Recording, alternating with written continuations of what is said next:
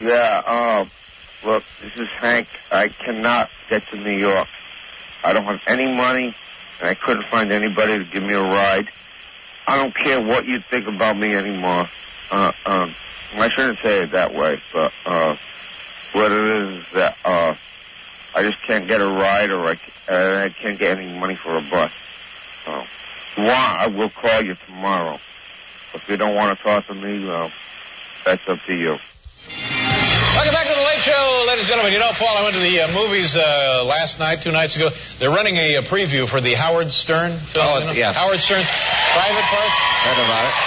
Based on, I guess it's based on the book of Howard Stern's Private Parts. And then, it looks like it's going to be quite a film. And then immediately after the preview for Howard Stern's Private Parts, they roll a preview for a movie, Rupert G. Did you know that Rupert had done a movie? I had no idea. Rupert G., the man who runs the Hello Deli out there on 53rd Street. We see him every day. I had no idea. He's got his own movie, and I think it's going to be a little too much like Howard Stern's Private Parts. I got the preview right here. Take a look at Rupert G. Watch. Coming this spring to theaters everywhere. The story of America's worst nightmare. Rupert G.'s Private Parts. He was hounded by health inspectors. Rupert, I'm fining you another $10,000. Your menu continues to violate community standards. Go ahead, fine me, you moron. Hey, Rupert, can I get a lesbian gyro? Damn right you can. This is America. Lesbian gyro. His outrageous behavior offended thousands of customers. Rupert, can I have some extra ketchup? Sure, if you take off your shirt and give me a lap dance. Rupert G's Private Parts. Starring Rupert G. as himself. And featuring TV's Paul Schaefer as talk show host David Letterman. Come over here, you handsome son of a bitch. Rupert G's Private Parts. Coming soon. This film has not yet been rated.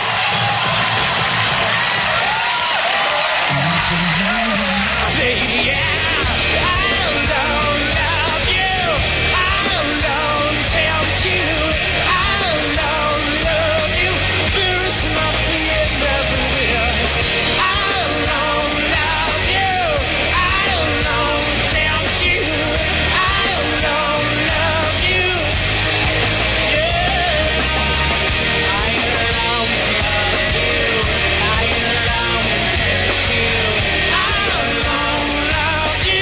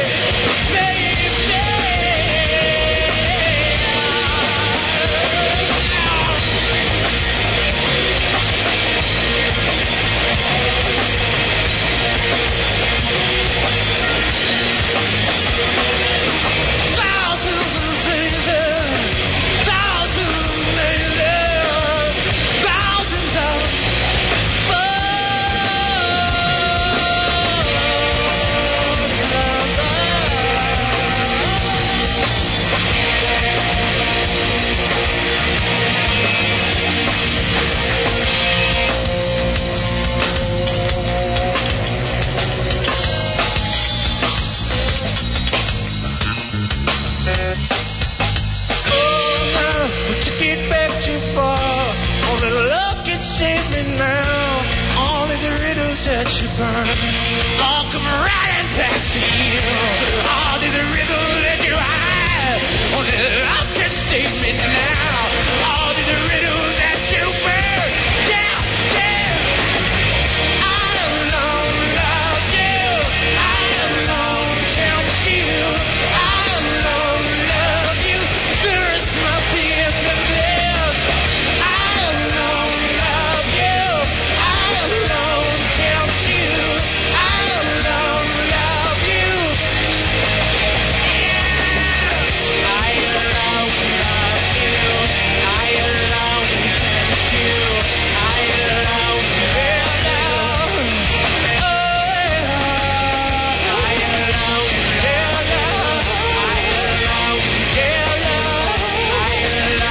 tempt you. I don't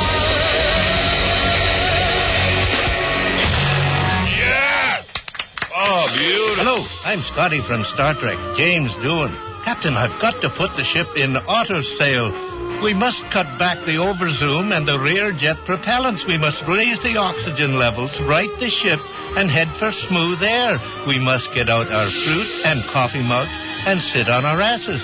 Turn up the control room radio and listen, because once again, it's time for the Howard Stern Show. Now, there's somebody who affected me as a kid, not Howdy Doody, Shari Lewis. I was really into her. You were? With the sock, yeah.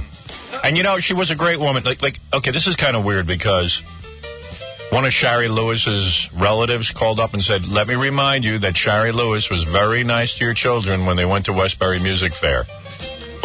Which I did forget, but I was going to say something nice about Shari Lewis anyway. Anyway, okay. Yeah. You need prompting. In fact, one of the routines that got me in trouble with the FCC was about Shari Lewis.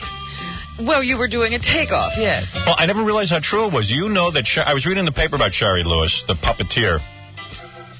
She was so attached to Lamb Chop, that filthy sock, that she turned into a puppet.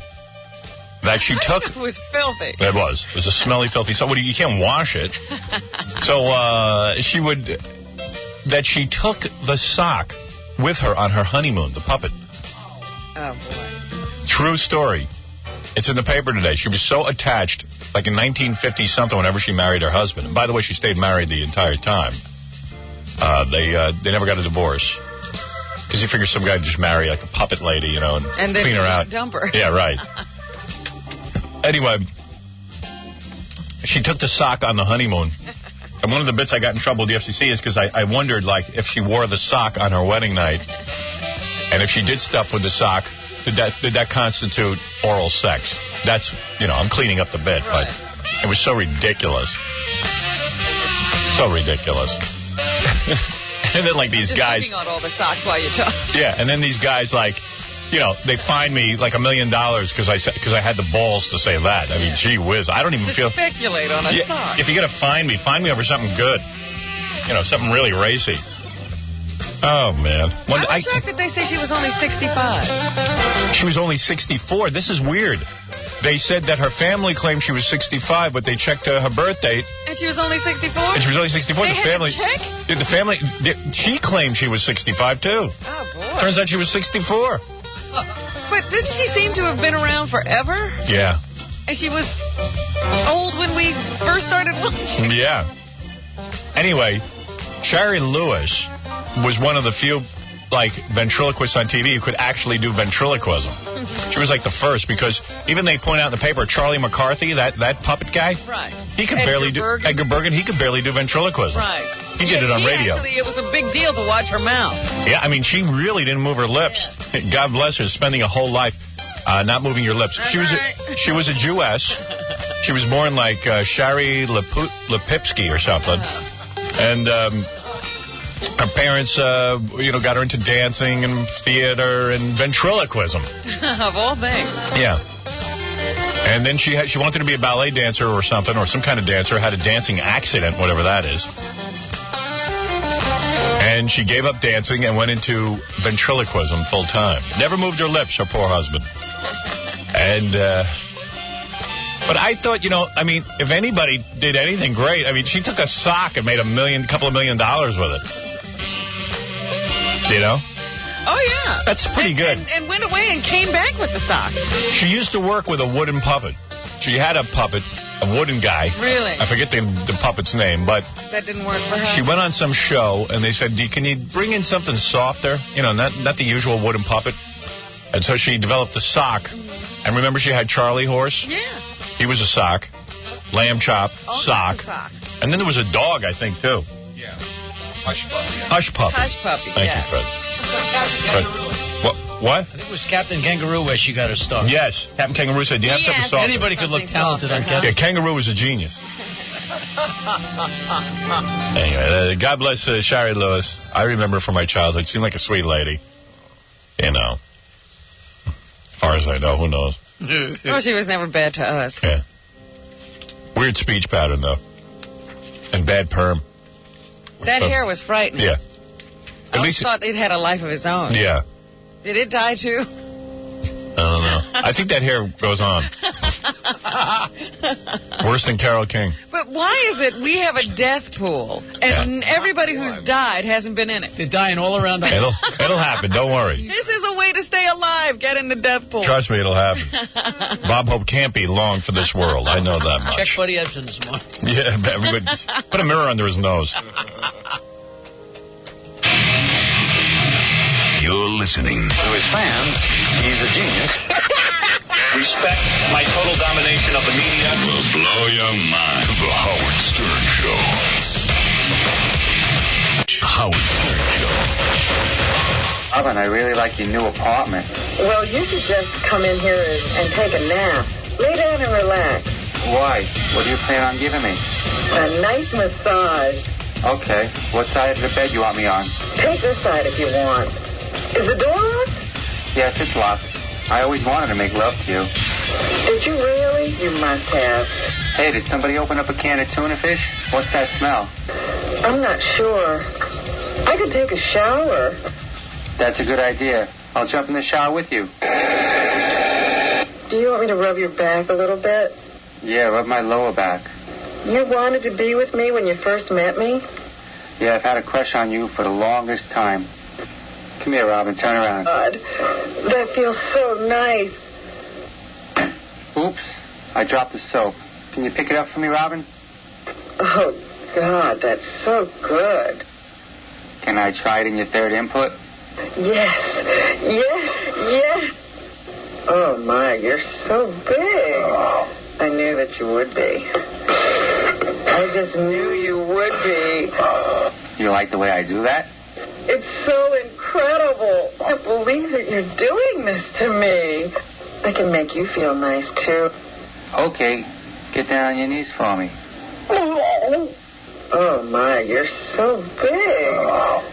I want to do you around.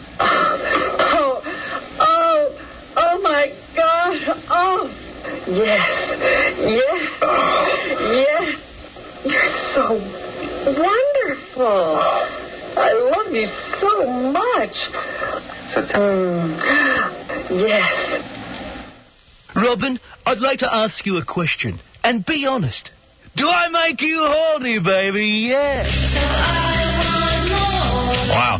You know, that is the hottest sex scene I have ever heard. I swear to you. I mean, that guy is really sleazy, but you... He sounds like a porn star. If you could sound like that every time you have sex, I'm telling you, put me in the room, baby. We need to animate that for the new television show. Yeah, like, that'd be cool.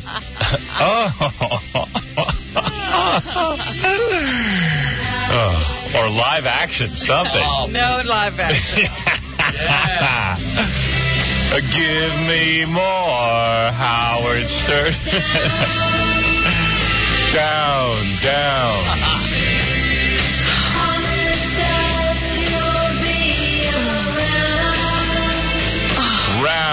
Round. Oh, yeah. You know, we had Billy Corgan on from... All right, Robin, easy. We had Billy Corgan on from Smashing Pumpkins. Yeah. And I really wanted to be a rock star yesterday, so I got home from the show and I was taking a shower and I was in my towel and I was playing air guitar in my towel. What? Yeah, I mean, I was listening to K-Rock, I was listening to our New York radio station, and I was playing air guitar, and I was naked playing air guitar. It was not real pretty. I was just thinking, if I had that on videotape, how much would you pay to see that? Oh, lots of money. That's naked playing air guitar. Now you've got us over a barrel. And I was so good. How many inches of you hanging? Yeah, well, like half inch. Man. Unreal. I'm like naked. Unreal.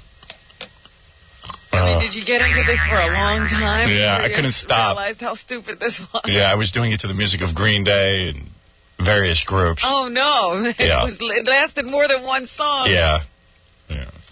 Trapped in front of the mirror. Yeah, I was. He gave a whole concert. And then, like, even my agent called later in the day and said, hey, did you see that picture of yourself in the New York Post? I went, yeah. He goes, awful. No. Awful. Like, it's my fault I look like this.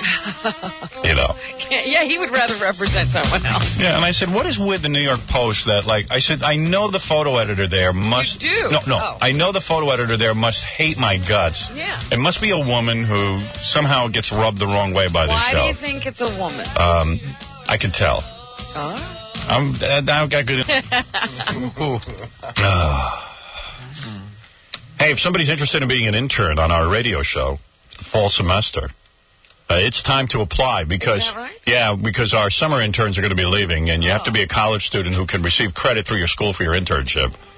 Send your resumes and cover letters to Stern Show Internship. We'll pretty much take anybody, unless you're really disturbed. Yeah, if your letter's really wacky, maybe you'll get turned down. Yeah, or if you come up here and you're completely insane.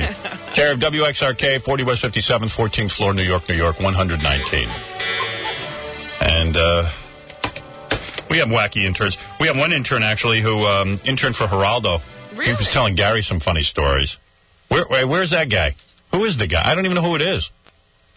He just told me one of the interns interned for Geraldo. He's coming in now, Howard. His name is Eric. Oh, Eric. I know Eric. Yeah, I know Eric. Hey, Eric, how you doing? He had a weird job. You know, internships are weird because you never know what to do. You know what I mean?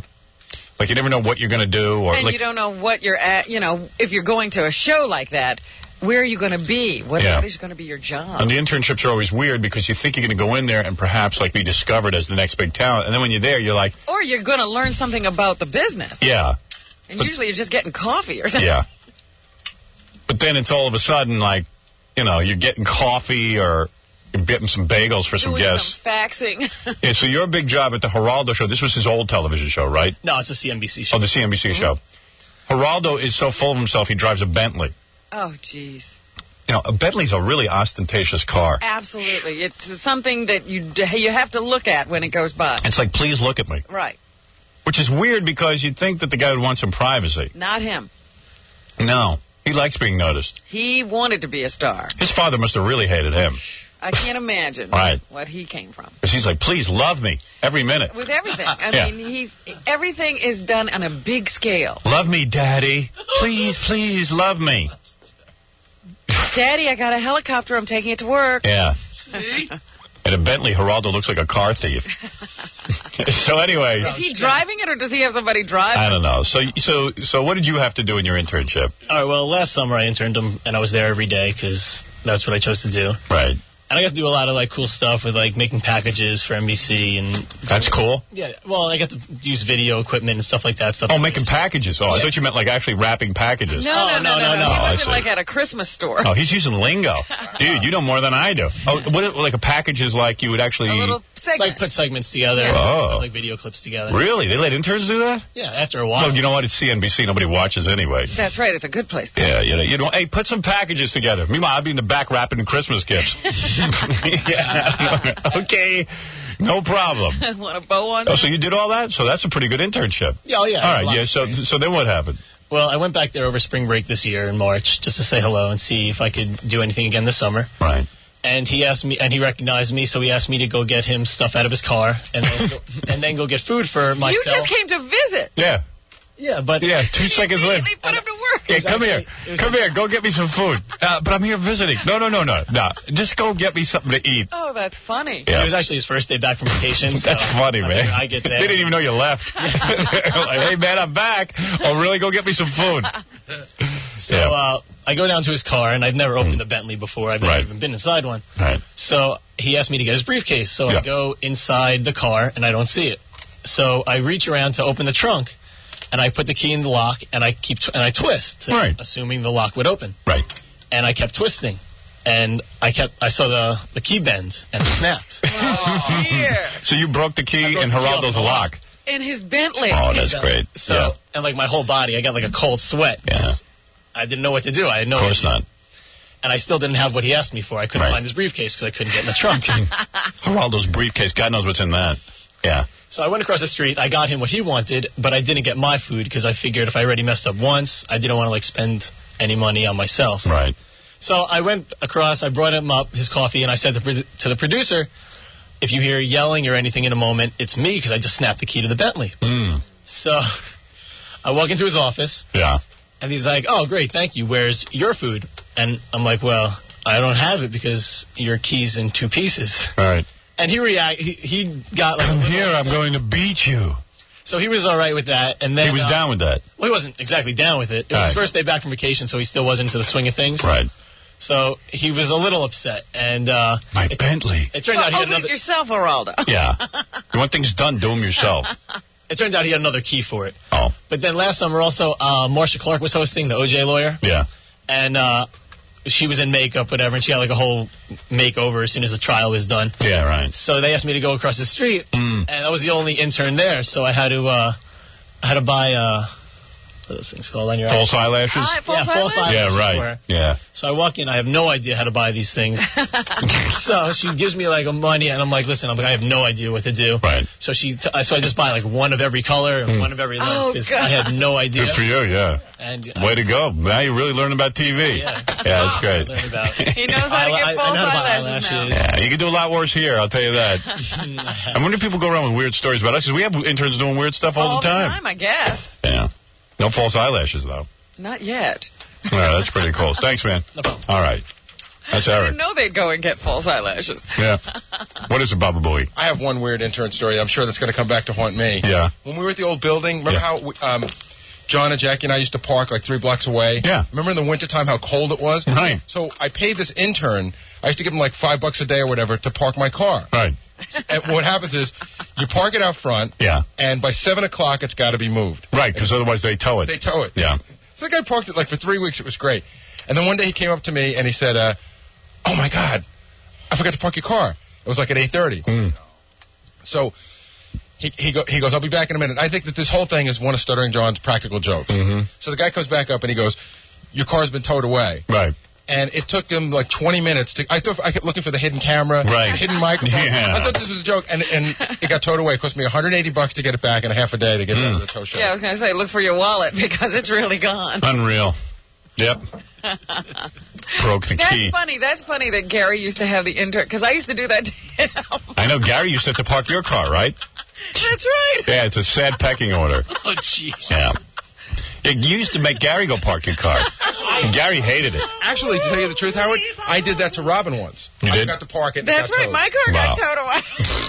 Her car got towed a lot. Wow. Because I'd forget to tell them. Yeah, Gary used to complain to me a lot about having to park your car. Right, and then John would have to do it. And then they started just giving it to people. And I had a stick shift. They gave it to Ganji. Ganji learned to drive a stick shift on my car. Oh, really? I didn't have... John was tired of going out in the cold. Right. It's my first week interning. And he goes, you're learning how to drive a stick. Right. Takes me out, shows me one day how to do it. Yeah. Next day he goes, here's the keys, go out.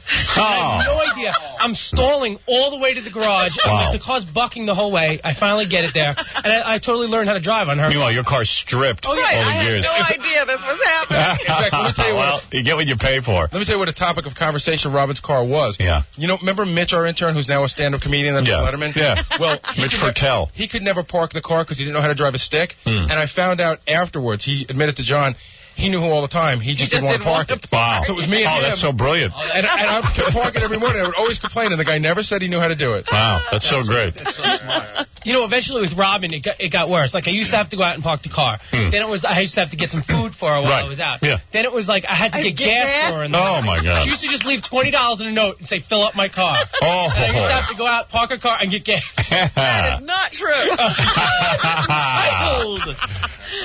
Quickly. Well, what else, Gagey, what else are you good for? Exactly. He was good at that. I never complained. Never had a problem with him on that. That's what you're good for. Go ahead. And then the other great story was Mitch Patel, the stand-up comedian. Fred was smoking, but didn't want anybody to know he was smoking. So he used to have to order Fred cigarettes and have them wrapped in aluminum foil so that nobody knew they were cigarettes. Nice. And one day he left them out, and Fred got really mad at him. Oh, hey, here's Mike. He's an intern with the New York Post. He says he knows who the photo editor is, who keeps putting crummy pictures of me in the paper. Yeah. Who is the photo editor? Hello? Yeah, Mike. Mrs. Hayes. Mrs. Hayes, a woman. Oh, it is a Old woman. and hideous. I knew it, and she hates me. I don't know about that personally, but... Yes, trust me, old women hate me. I can't wait for the summer to be over. Listen, I'm telling you, I have one picture was so bad. First of all, you couldn't even make out that it was me. That's right. It didn't even look like you. In my head, I mean, if she's choosing pictures, whether you hate me or not, you got to have a picture where you can recognize the person. One was just, like, I was looking up, you could see my nostrils, and like all the way up into my throat. Mm-hmm. I mean, it is the most bizarre. Yeah, your mouth was open. And that nobody would challenge her and say, what kind of picture is this? She's a little nutty. Well, I don't know if she's nutty or not, but I can tell she hates me with a passion. Well, does she get final say? She just puts in whatever she wants. Huh? Yeah. What's her name? Mrs. What? Oh, here Please. you go. Do me a favor. Don't make accusations on the air, okay? Okay. All right. These are interns. Thank you. All right. I'd bleep him off. Anyway, I told you to be a woman, and then you know what? I could have guessed to be an old bag. Man. Because I mean, every time I see myself in the New York Post, and I'm saying to myself, I got a fairly decent relationship with Rupert Murdoch. I mean, I've made 2 books for his company. I think you get along better with him than his wife. Yeah. I certainly I'm not trying to take any money I don't deserve. Hey, here's a limo driver says he drove Shari Lewis. Lenny? Yeah, good morning, Howard. Hey, how you doing? Shari Lewis died last night, and what's your story? Well, first off, the biggest, blackest, rubbiest mega dildo to you. Thank you. It freaked the hell out of me. I don't want to trample on the dead. I mean, I feel bad and everything, when somebody dies, but, I'm a part-time limo driver, and I had to pick her up one time, bring her over to the set of Good Morning America, so I didn't think anything of it. I'm waiting outside of the plaza. She comes walking out. She's got lamb chop on her hand. So I say, oh, good morning, Miss Lewis. And then, she says, lamb chop, say good morning. And, I thought it was cool. I said, okay, that's cute. And I thought that was going to be the end of it. Did you talk back to the sock? Did you say good morning? Yeah, what am I going to do? Meanwhile, you're talking to Shari Lewis's hand. Yeah. I know. Yeah, but, what am I going to do? Yeah, right. I hear you. So, we're driving. You're in the service business. Yeah, You talk to whatever. Right. Well, it gets worse because we're talking as we're going, and I hit a red light. So she's asking me, how long I've been a driver. Then I hear in Lamb Chop's voice, so, Lenny, how many children do you have? So I just answered. Lamb Chop's in the entire conversation. Yeah, well, the thing was, I didn't realize this. But what you should have done? You should have unzipped your fly and said, hey, talk to this. I got a puppet, too. I got a puppet here. Your puppet to talk to my puppet. It's a meat puppet. Yeah, but, You didn't bang her, did you? No, all right. I'm a pro, I'm a pro. But, dude, I looked in the mirror, and then, it's the thing is talking to me. Right. And I'm like... And you're freaking out. Yeah.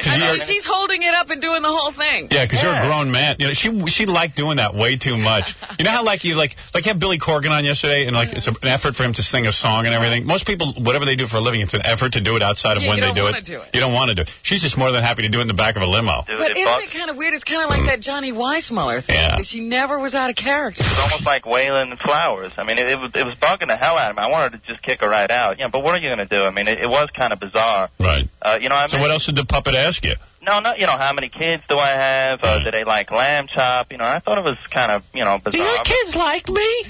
Well, of course you got to say yes, Yes, they do, lamb chop. Oh, they love lamb chop. Everyone does. Yeah, it was Thank really you. Weird. Thank you. And she probably figures, look at this wonderful opportunity I'm giving this young man. I'm good. Yeah, he's getting a personal performance. This is your tip. Yeah, thankfully it was a short ride, but it was kind of weird. I also mentioned to John, She give you any gelt? Excuse me? She give you any money? Yeah, $20. I mean, Oh, she did. All right. I was only going from the plaza over to 66th Street. But if she has the puppet on her hand, right? And I'm being serious now. When she reaches in to get some money for you and stuff, like she's a righty. How does she do that? Yeah, does the puppet hand you the money? No, she just handed me money. And with her left hand? No, actually with her left hand, I guess. This was 6 years ago. And with the right hand, the puppet's still on there? Yeah, and they said goodbye. And let me ask you something. When she's walking, does she just leave the sock at her side, or does she stand there and hold it in that position? Yeah, well, when we got to the studio, she held it up because there were people. It's on 6th Avenue and 66th, right. I guess. And there were a lot of people around, so she just held it up. She bowed and said hi to a few people as she was walking in. And so Lamb Chop was carried in talking too. Yeah. So I guess people wouldn't recognize her unless she had the puppet on her hand. Yeah. I guess I didn't really know. I don't really know her, so I mean, it was just kind of weird, but it just bugged. I'll say. The hell out of me. It's kind of weird, is right. Yeah. Hey, dude, man, I had Seinfeld actually in the limo yesterday. I had to drive him over to Shea Stadium. Yeah. And I thought, I was told I was going to pick him up, so I figured he'd come down with a few people. I wouldn't get a word in him. But, it was just he and I. So I asked him about a few things, and of course you were one of them. Right. And I figured, after all this time, I said, it's water under the bridge. Maybe you guys are going to make up. I said, are you going to try and talk to Howard? And he said no, that you kind of hit below the belt with the whole thing with Shoshana. It's one thing to make fun, but you did that whole video and everything. Yeah. And so he said that's yeah, but he stopped seeing us before the video. He stopped seeing us when we made fun of him. Well, that was the excuse he was giving me. Yeah, he's full of crap. You guys really pushed it a little too far. Well, you know what? Now I'm going to push it 5 times harder.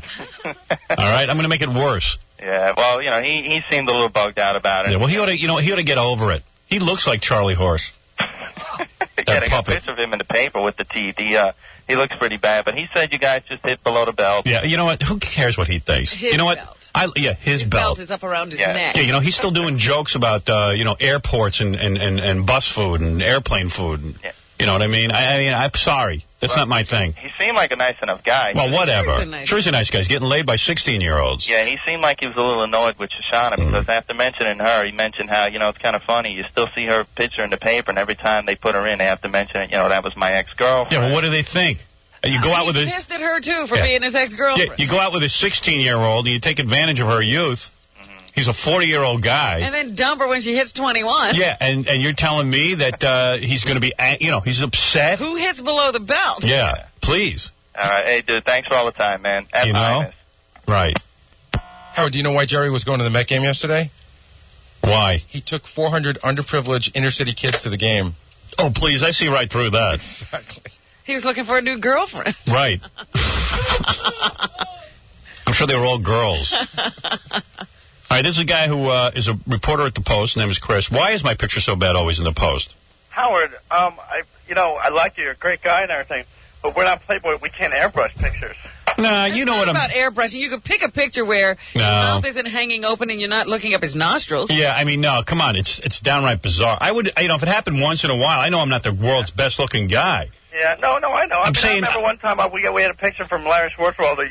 Of you jogging through through Central Park. You remember that one? Yeah, I don't even mind that so much. I'm talking about literally the picture was like, you would never use this picture. You can't even tell who it is. It was like up my nose and up my throat. And then like the other day, the Daily News ran a picture of me at Senator D'Amato's birthday party. And you could just see the difference in the photo editing. And the point is that picture with you with your mouth open and all that stuff, that was a picture that went along with another story. It wasn't like they caught you that way that day. Yeah, as a matter of fact, any picture she wanted from the file. As a matter of fact, you know what, sir? I'm going to make the following statement. Okay. If Rupert Murdoch doesn't clean up that situation over at the Post with the photo editor, he knows what I'm talking about. Hey, we have the best photo editor in New York. I'm afraid, I think it's you. Well, she doesn't. Yeah, no, she doesn't like me. I tell you what, I'm going to wait it out.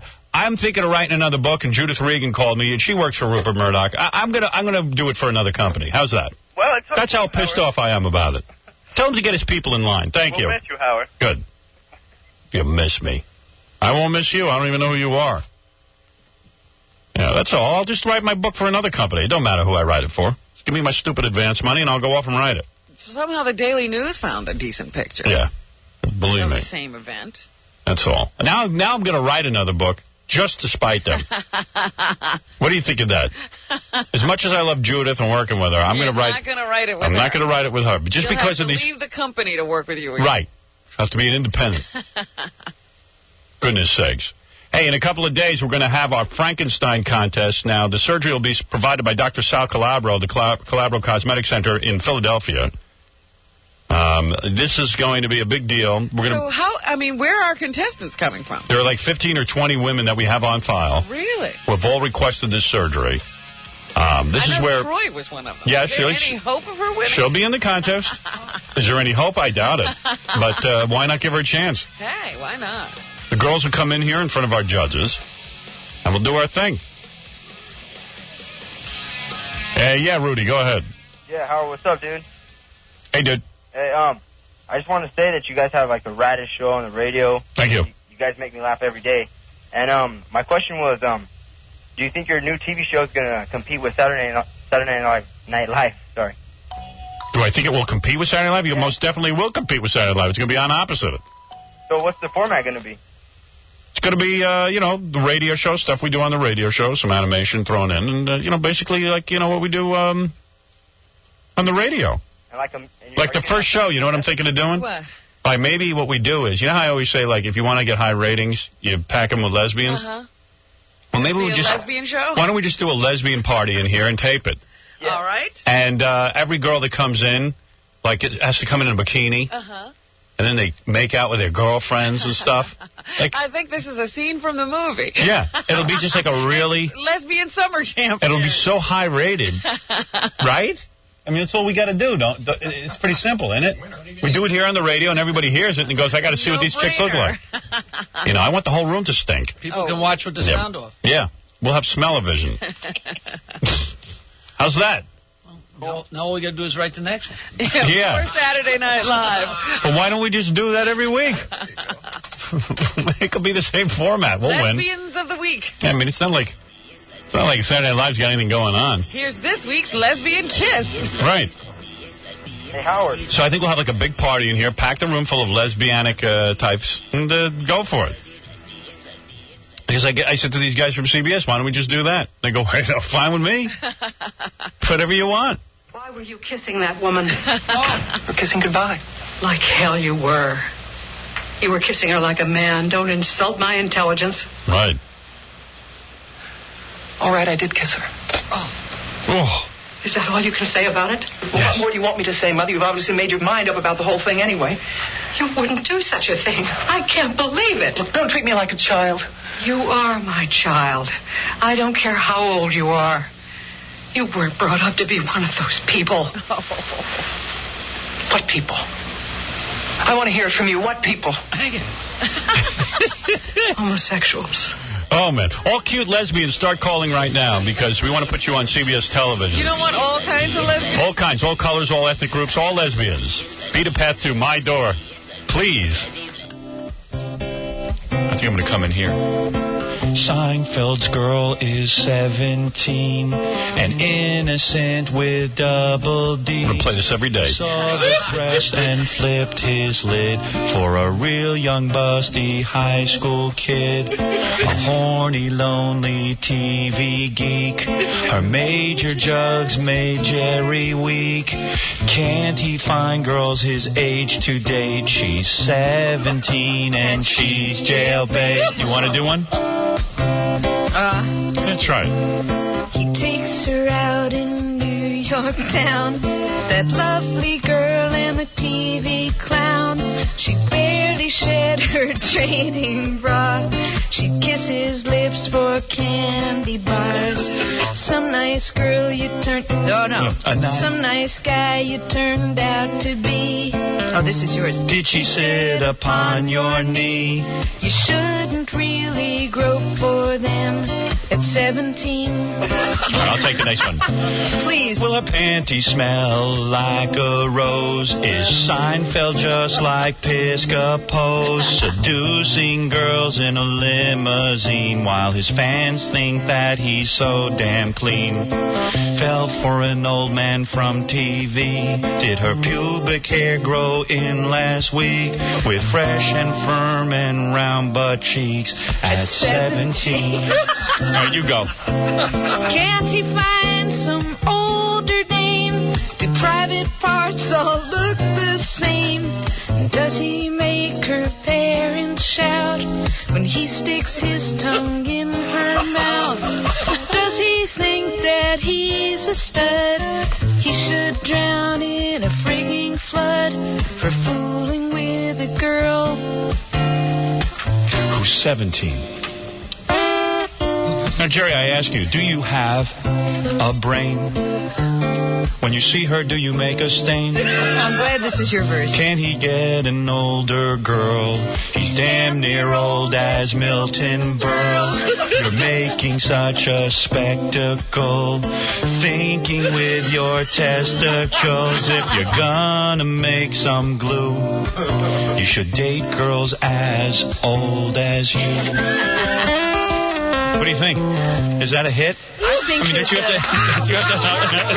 Hi, this is Janine, adult video star, and I will be on Howard Stern Show Thursday.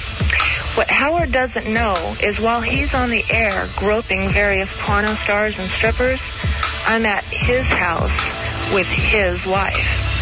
And let me tell you, Howard, she loves it when I her wet And when I stick my she's taught me a lot, Howard. So be afraid. Be very afraid. Yeah, well, be afraid of this.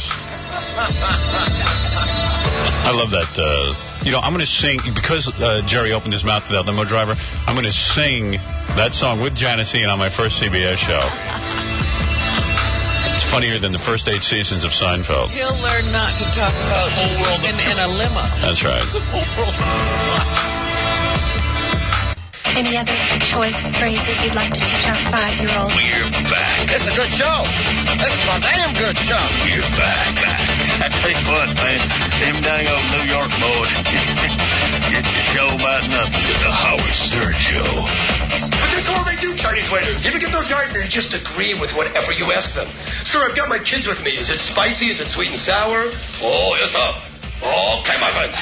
Oh, spicy, everything. Oh, that's good. You get that. Are there crayons in this? Oh, everything crayon, yes, sir.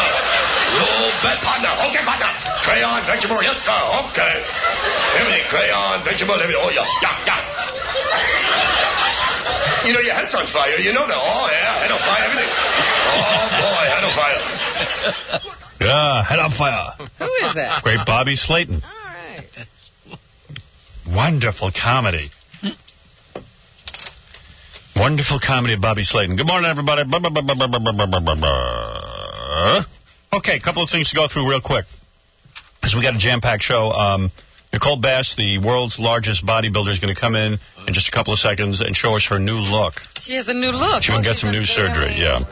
Surgery? Yeah, new surgery, get nose job, breast job, all kind of things.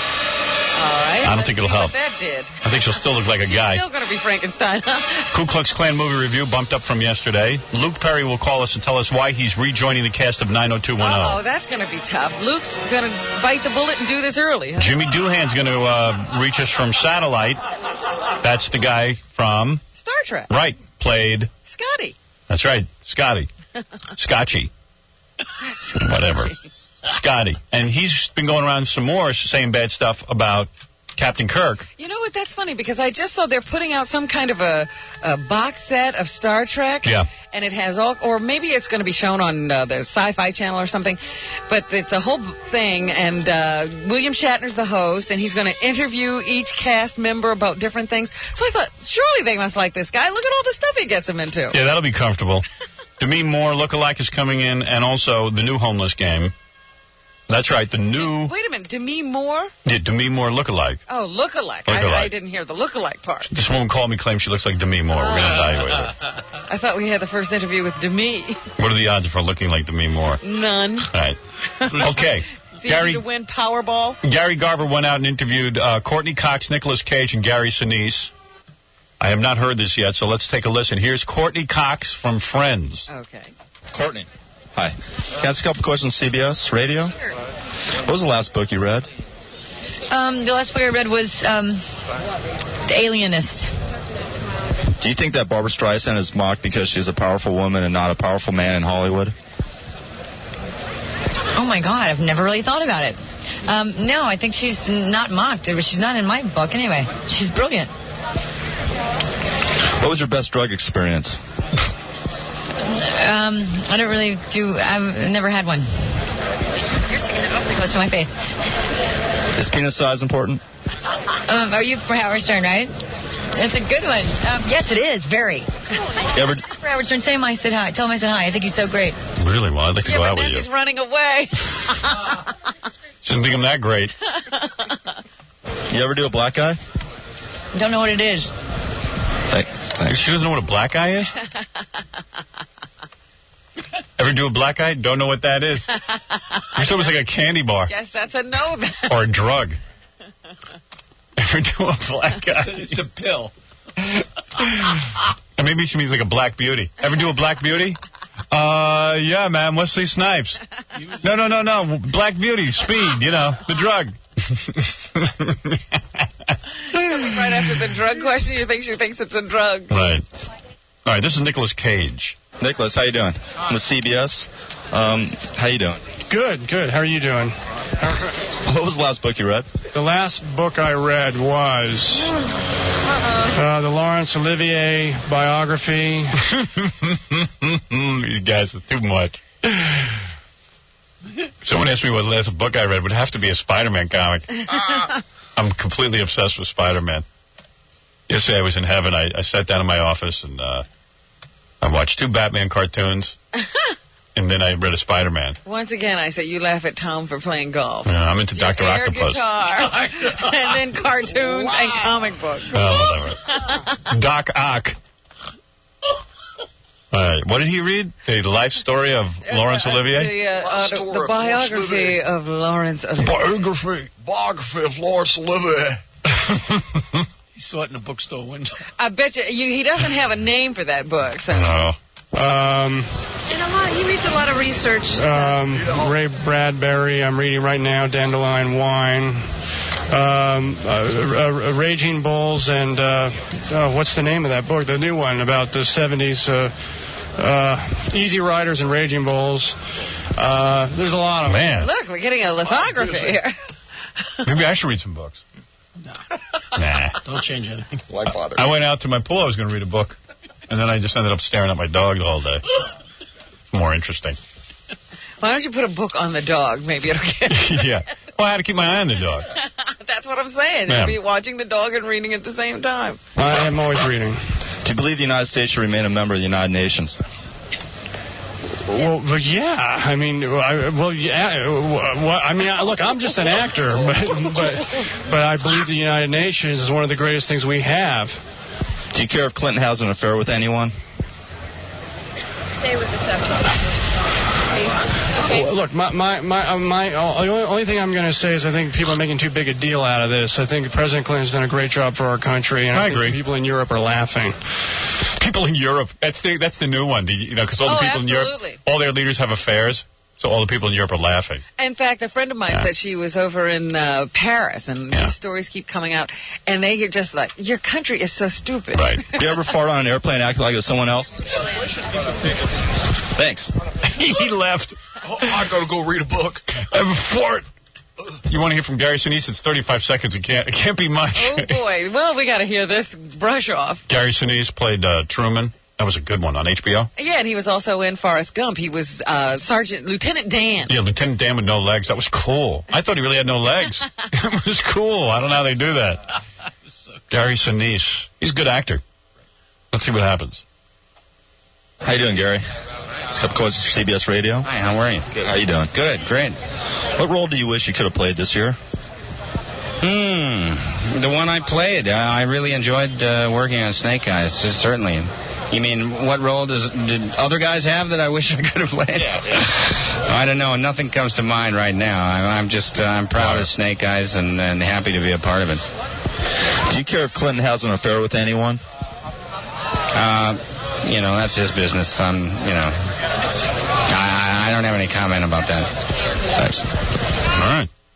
Boy, they get so upset. Yeah, they get upset. They're like freaked out if they're asking anything political. Oh. We can't even get to the good ones with these people. Penis size important. So long.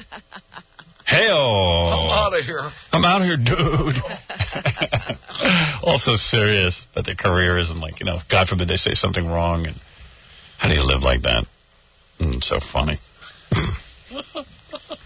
By the way, Bill Clinton, I've been thinking about this. What he really ought to do, I think, is just sort of come clean. You know what? It's funny because I'm just reading here where they're saying they're urging the president to make a speech. Right. And fess up. I said, just imagine you have to make a speech about getting some from the intern. Yeah. From getting oral sex. Break. And then my dad was over last night.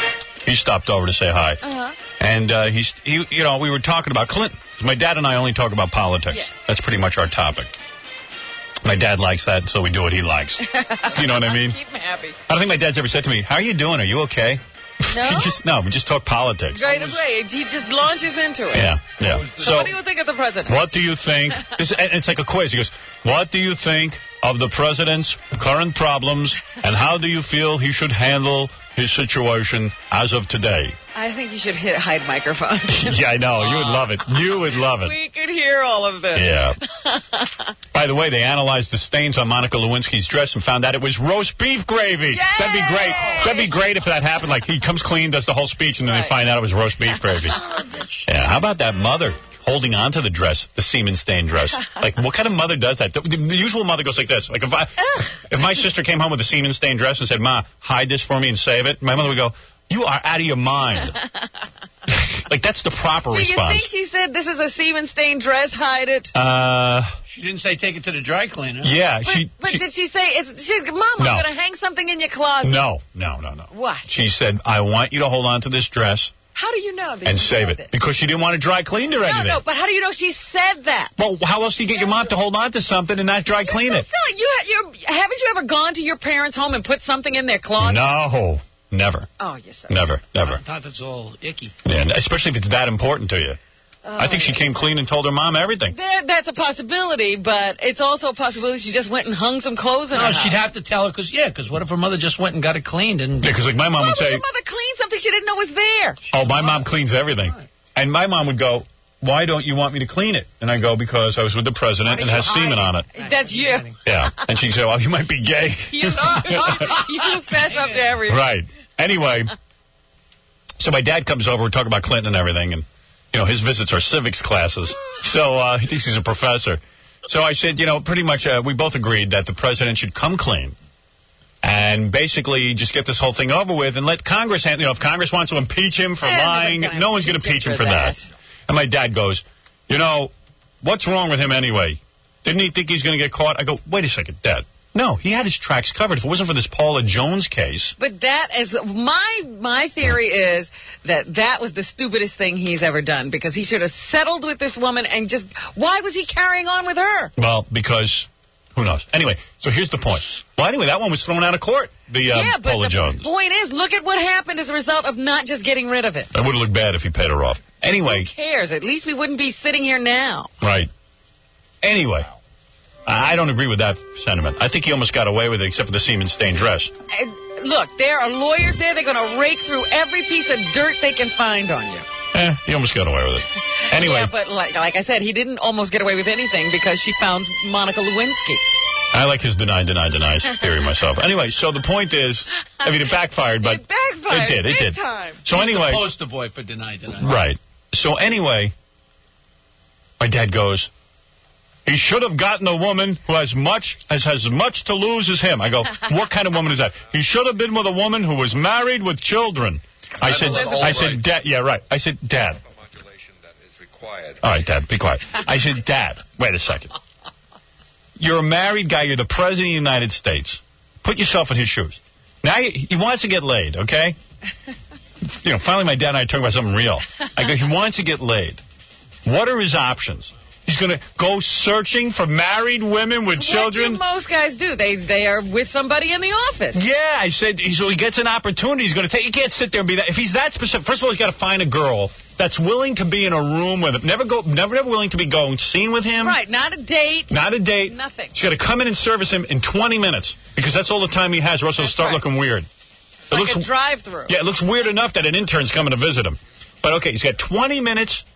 Got to have sex, and she's got to be totally satisfied with that. Where are you going to find a married woman with kids? Plus, she's willing to do all that. I said, he's going to have to do, like, Star Search. I think you could do better than he did, but... Yeah, okay. But, you know, when a guy's horny, the girl looks all right. Her face is fine. But my point here is, you do that once. Hit and run. Like I even said to my dad, remember in the news, he felt up that one married broad after her husband croaked?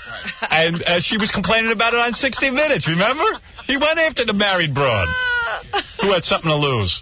After all of it. You know, he starts arranging the burials for the husbands in places they don't belong. Yeah. You know, who knows what's going on? I mean, Monica Lewinsky looked good. He got a young fatso who he knew would glug the evidence. Apparently not. Hey, apparently not. I don't want any evidence. You know what I mean? All of it. I don't want to be crude, but... You know what's funny now? I said, Dad, no. The president should have killed all the girls after he slept with them. That's right. Get a shovel. Right. And bury them on the White House lawn. Yeah. So my dad's like, yeah, maybe you're right. I go, yeah. I said, look, where's he going to get this kind of broad? Either he had to abstain or stick with the old girls he had been doing. Right. Or get a new girl. Yeah, in other words, in essence, get himself another wife. Yeah. You know. Who wants that?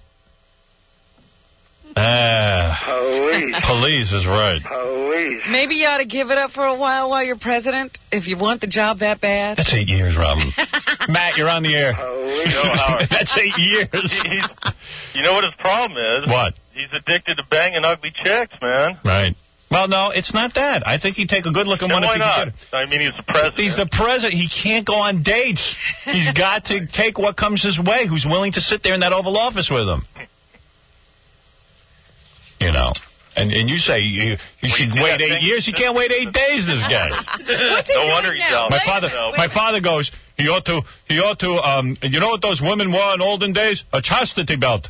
His advisor should put a chastity belt on him. No, but what is he doing now if he can't wait 8 days? What's he doing now? Yeah. I wonder what he's doing. I wonder. That's right. I don't have the answer to that. Would somebody find out? I don't know. Something. Hey, I've got to, this guy is right. He wrote me a letter. He said, hey, Gary, Howard, I can't believe you guys used my male genitalia measuring kit on the air. I heard all of last Thursday's show when you guys got fluffed up and Howard measured out to be an impressive 6 inches. I'm really happy you guys used the rulers and that Howard was able to build a 2-hour show around it. But, Gary, I never once heard Howard plug our website. Oh. All right, he's right. You know, by the way, there are statistics in that little booklet that tell you where you fall in terms of other guys, and we should look at that. Please. Yeah. Unless I missed it, no one mentioned that we sell the male genitalia measuring kit at www.afraidtoask.com. I was surprised because Howard usually gives at least one plug to anyone who contributes to the show. So there he is. If you want to get that. He says he's got a whole bunch of information on there about hepatitis C. Remember, Robin, we were talking about that. Various STDs, sexually transmitted diseases, blah, blah, blah, blah, blah. Check out our website and, you know. All right, he's right. We used his measuring device, stick. yes. Yeah. His measuring device almost wasn't big enough for me, but... How large is it? I'm just joking. Believe me. What is it? Way larger than I need. www.afraidtoask.com. Okay, so there it is for, I don't know what this guy's name. Oh, Charlie. Charlie Schachter. Charlie Schachter. Yeah, we should see how you guys measure up to the rest of the world. We don't need to do that. It's not necessary. I don't need to know. I don't want to know. So much more to go through. Do I have time here? Oh, okay. Nicole Bass is here. She's going to show us. Do you want to see her new look now? Yes, absolutely. I can't wait to see her. Oh, should we take a commercial break? We might have to take a break first. What is it, Baba Booey? I guarantee you her new look isn't any different. Same as the old look. Right. She looks the same. I think she looks very similar to the way she used to look. I bet she's the same guy she always was. You know what the deal is? She got implants and she said she fixed her nose and changed the color of her hair. But those aren't really the things you notice about her. Yeah, right. Let's make her cry. Oh, no. She should have been on the Munsters. You know, when they do the new Munsters, they've got to do another one. She should get a part. So many people to talk to also. Bob, who just had anal sex for the first time, wants to thank us. Seems we helped loosen up his wife. We'll take that. So many different things.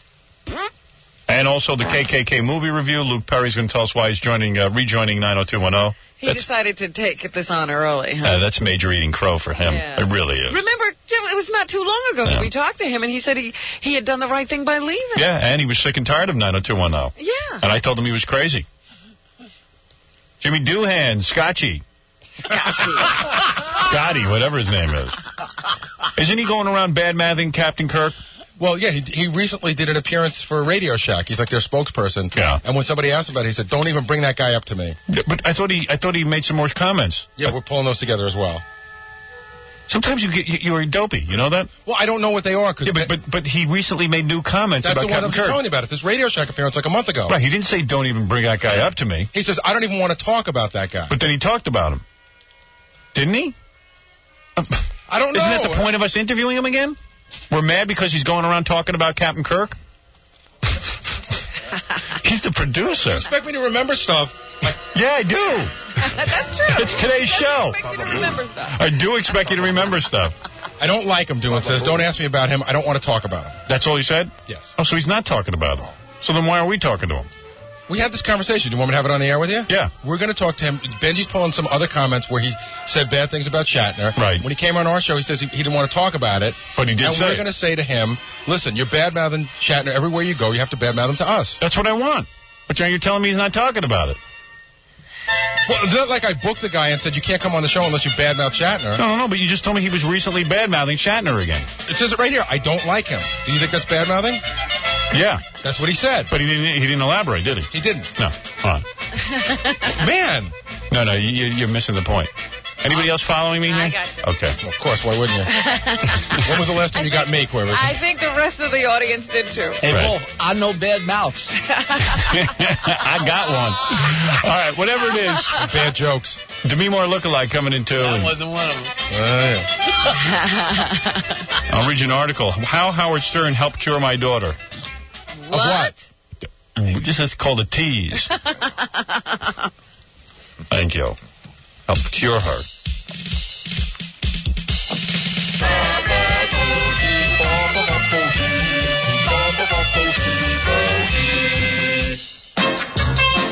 Tonight, it's the new dating game with special guest President Clinton. Bachelor number 1.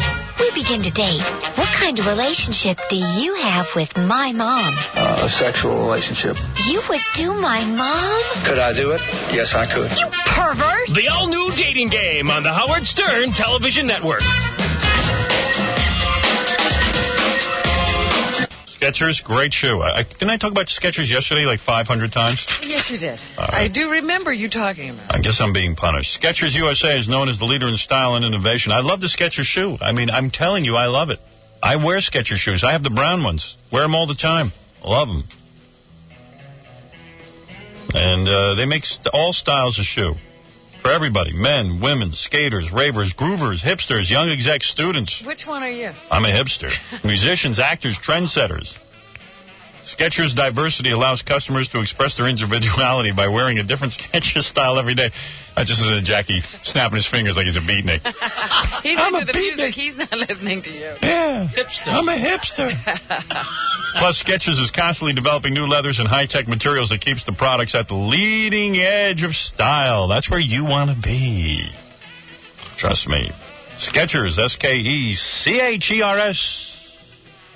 Even, you know who wears these Skechers? Who? Casey. Oh. 1-800-SHOE-411. Dial the number 1-800-SHOE-411. Skechers, it's the S. Hi, my name is Michelle, and I'll be on the Howard Stern Frankenstein contest. I've had 5 kids, and now I've got this mad kangaroo pouch and droopy boobs and a nose that speaks for itself. I desperately need help. Thanks to Dr. Calabro, who will be performing this most generous procedure. I want to be a 10, not a size 10, a perfect 10. The Howard Stern Show. Sounds like insane in the membrane. You know that? Anyway. Jackie, Penthouse Joke Page, Martling, his 2 filthy joke CDs, Sgt. Pecker and the Joke Man, is still only $12 plus $4 U.S. shipping. Also on cassette, buy 2, get 1 free. Call 1-800-323-KING. Friday and Saturday, October 23 and 24 at the Riviera Hotel on the Strip in Las Vegas. Go see Jackie for information. On the Strip in On the Strip in Vegas. He's really arrived. For information and animated 3D jokes, visit jokeland.com. Let's bring in Nicole Bass real quick. She says she got a nose job, a boob job, and I don't know what else. I guess she colored her hair.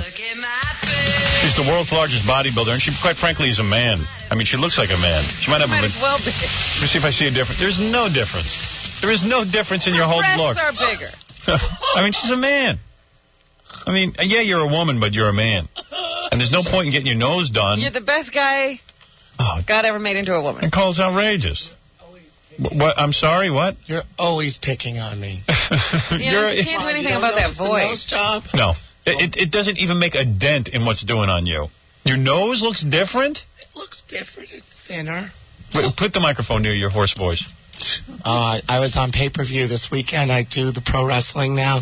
And now you're yelling and screaming. Yelling and screaming. Well, why don't you take some voice lessons and learn to professionally use your voice so you don't end up with a hoarse voice?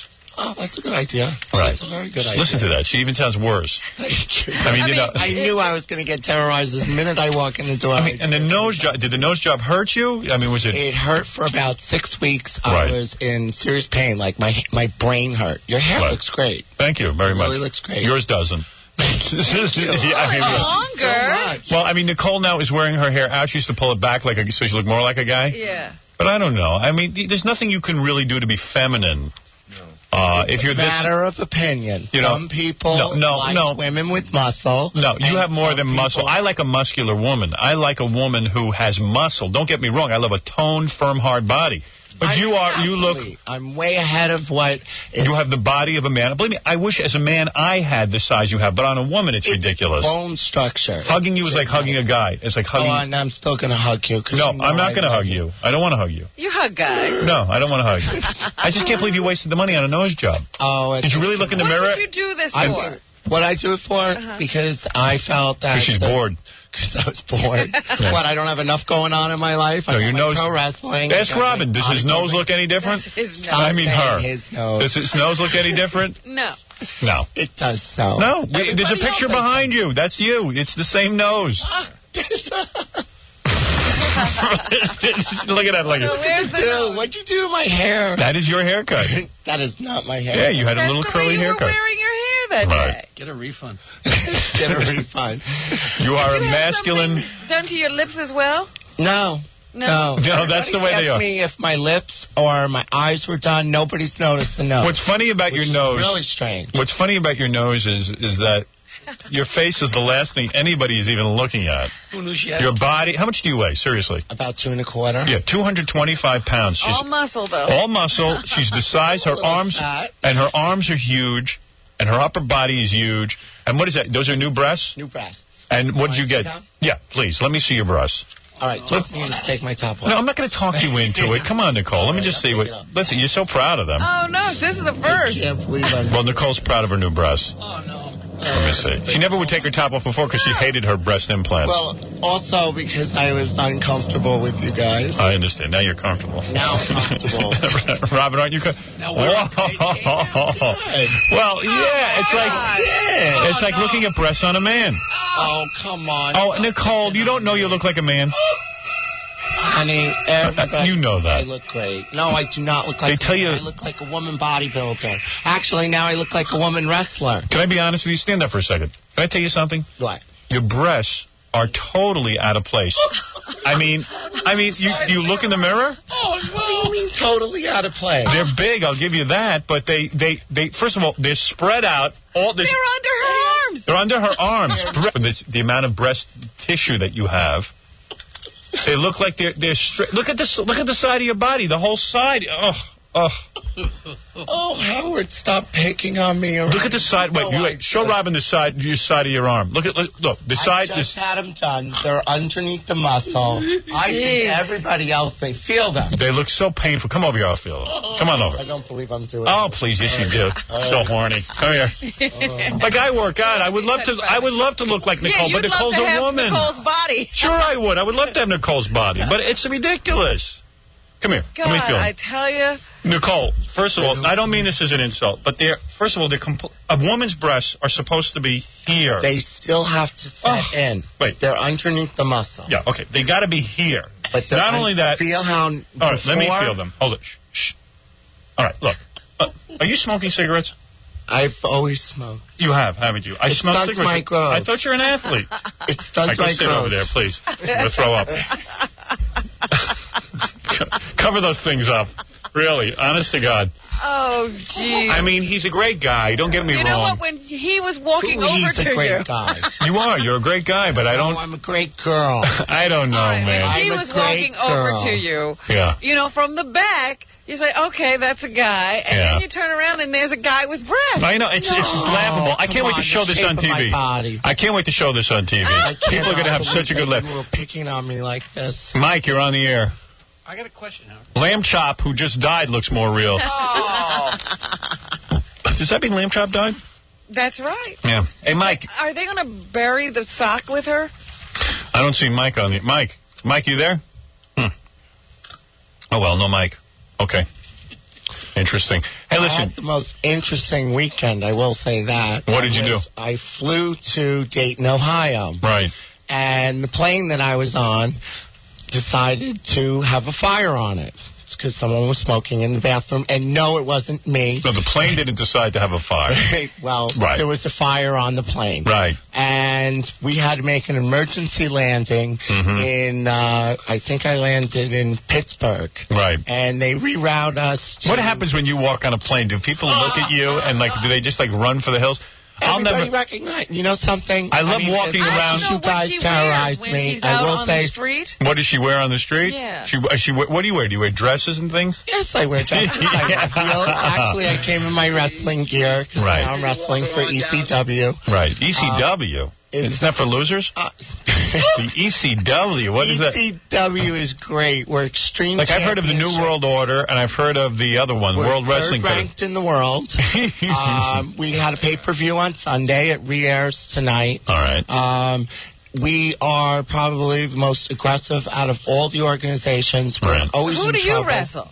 Who do I wrestle? I wrestle the guys. You do? I wrestle the Well, guys. yeah, of course. I fit right in. Right. Well, please, you are a guy. Dave, you're on the air. Howard, I'm freaking out. This fake is driving me nuts. You think it's a Let me tell you man? something. I was just about to pleasure myself. I heard this guy's voice starting to stutter. Look at the arms on him. I know. I mean, her. You're unbelievable. Well, okay. So Nicole wanted to show us her new breasts, which we've now seen. Yes. Congratulations. Thank you. The other ones were a real mess, evidently. They had lost all... Well, Jackie made fun of them. He said it looked like they were two grapefruits cut in half. I have his boobs done because he's so fat. Right. What they do is they suck out the glands because, like a lot of guys, as you get older, right, you get that kind of boob kind of thing. Right. Not me. I'm perfect. You are so perfect. I am working out very heavily, but I look normal. I mean, you look abnormal. You do not look like a woman. You amass that amount of muscle. No. But you know something? I look great. I mean, look, I have muscle. See? Look, that's nice. Yes, I do. That's very, very attractive. Do I get to feel them? Your arms should look like mine. Wait a minute. How big is... put your hand next to Howard's hand. No, I don't want to. I want to see. Howard's hands are bigger than mine. No, my hands are a little bigger, but not much. And her hands are big and thick, like a man's. And look at my cool ring. You know what I believe happened to Nicole? I believe that a lot of people, and this happens at birth, are born... Are we starting with that? You think she was a hermaphrodite? I believe either she had a penis... If I was a hermaphrodite, because I saw that thing on 2020... I think she had a vagina and a penis. No, she did not have a vagina and a penis. Yeah, I bet she did. How would you know? I did. Let's say I did. You don't have it anymore. The doctor operated and decided to make you into a woman. Wouldn't I need to take female hormones to make myself more feminine? Yes, you would. Wouldn't I have a full beard? You do. I do not. You don't shave. I do not shave. I do too. You have muscle tone of a man. You have the body of a man. Bone structure of a woman. No, you don't. Yes, you don't. Where? Look at your hips. Look at your stomach. My hips. I have tiny little hips. Yeah, you have the body of a man. Let me tell you what happened. I've been reading about this. This is a true story. Right. Okay. One more true story. Do you enjoy anal sex? Absolutely not. You do not. No. Wow. No third. And you have a vagina. I have a vagina. And you've had intercourse. I've had intercourse. I've been married for 13 years. Yeah, I don't know. I think that's a joke. Why no children? Why no children? Yeah, why no children? Because you can't even have children. To get personal? Yeah, get personal. When I was growing up, my mom died of cancer. Go ahead. I raised my sister. Yeah. And I raised my husband's daughter as well, and I think to go through it a third time, I really anything I say, you guys are always going to pick on me. What is that Anything I say, No, here's the reason why. You are not capable of having children. And last time I was on, what happened? I guarantee the you. identity of somebody who looked just like me, who was a woman, right?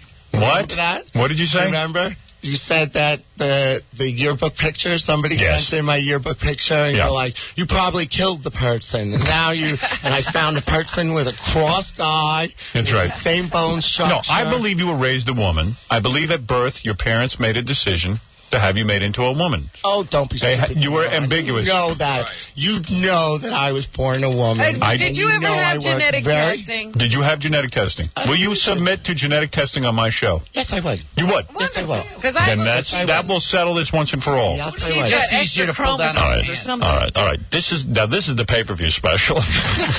Never mind wrestling. CBS show number 2. All right, you will submit. Wrestling is great. I guarantee you, if we have genetic testing done on you. When? Whenever you want. Today. Well, I got to get a doctor. I got to arrange for it. I will arrange for it next week. How's that? All right. Deal. If anybody out there does genetic testing, I want to check. I mean, you got to have a legitimate company and everything. But I believe what we will find is that you are a man. No. What will you do? What do you mean? What will you do if we discover you're a man? Well, I know that you're very honest, and you would never do anything. I will not do anything dishonest. No, I will not. I love you. Definitely submit to genetic testing. Thank you. I think that I belong to an elite group of people, which is why I'm able to compete. Oh, you're elite. Yeah, we've never seen anyone else like you. No, there's nobody like you. And there's nobody like you either. I mean, which is why everybody loves you to death. Let me tell you something. What we will find, this is my suspicion, is that you have high levels of testosterone. Nope. That a man has. Nope. Don't tell me no. Well, this is my guess. We're going to find out that a operation was done on you as a young man. Nope. And that they removed testicles. Nope. And they removed penis. Nope. And I'm going to ask you a question, and I want you to answer me honestly. In fact, I want you to raise your right hand, and I'm going to swear you in right now. And you're going to answer. Okay, ready? Say, I swear. I swear. On the Lord. On the Lord. That I will answer the following question honestly. That I will answer the following question honestly. May God strike me dead if I am dishonest. May God strike me dead if I'm dishonest. All right. Do you get a period? Haven't had a period in about 6 months. Thank you. Thank you. Well, how about your whole life? Wait a second. Thank you. Think about Goodbye. it. I diet to severe degrees, so my fat levels do go down. Yes. I do have a gynecologist that I do go see. If you sonogram me. And isn't it true he passed out when he examined you? If you sonogram me, ovaries show up. Raise your right hand. I want you to swear something to me. Raise your right hand. Right. Okay, thank you. I, Nicole Bass. The world's largest, quote-unquote, female bodybuilder. The world's, quote-unquote, female bodybuilder. Swear on my hideous breasts. They're not hideous. Whatever. Swear on my breasts. Swear on my breasts. All right. That they came out good. All right. That I have had a period in my life. I have had a period in my life. I've had more than a period. You have? Life. Oh, yes. Believe me, those are not. Where I am in dieting. Those are not ovaries. Those are testicles. You wish. That's right. You know what it is? It upsets you that you train so hard. It does. That I wish I was as big as you. I would love to have a physique like yours. Of course, it's genetic. Drugs. She's taking steroids. Back in the early 80s, everybody was accusing me. You have not had steroids in the 90s? No. But only in the 80s? In the early 80s, yeah. Right. I'm going to call your gynecologist on you. Can you bring a gynecologist's name? Yes. I would like you to bring him in here. Wonderful guy. I would like you to bring him in here. You want the plastic surgeon, too? No. No plastic surgeon. I bet your gynecologist's name is Dr. Mo. Should I give the gynecologist's name? No. Okay. Because I'm sure he doesn't even want people to know where he's been. Okay. And you get in. Let me ask you something. You go to the gynecologist. He walks into the office. Yeah. Can you imagine? He's actually. Hello, I'm here.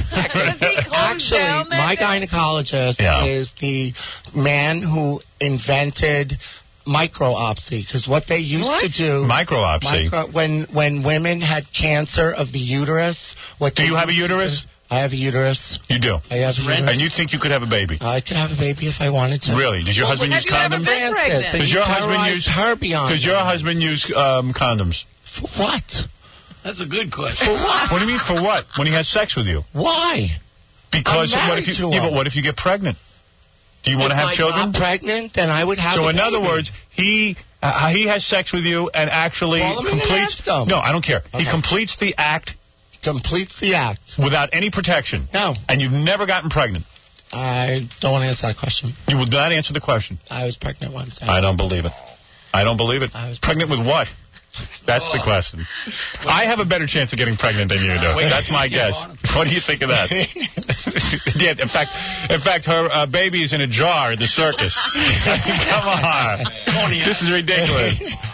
And what happens when you walk into your gynecologist? No, wait a second. When you walk into your gynecologist, do the other people he works with a lot of athletes, of athletes. But the nurses there, do they think you're delivering a pizza, or do they think you're there to actually be examined? Pizza and exam. All right, and you walk in, and what do? You disrobe, and you get into a gown? I get into a gown. And you spread your legs, and you get on a table. You put your feet in the stirrups, right. and they swab you. And they swab you? Well, whatever he's doing down there. Really? And he never said to you, listen, I see evidence that you might have been a man once. No. I don't believe that.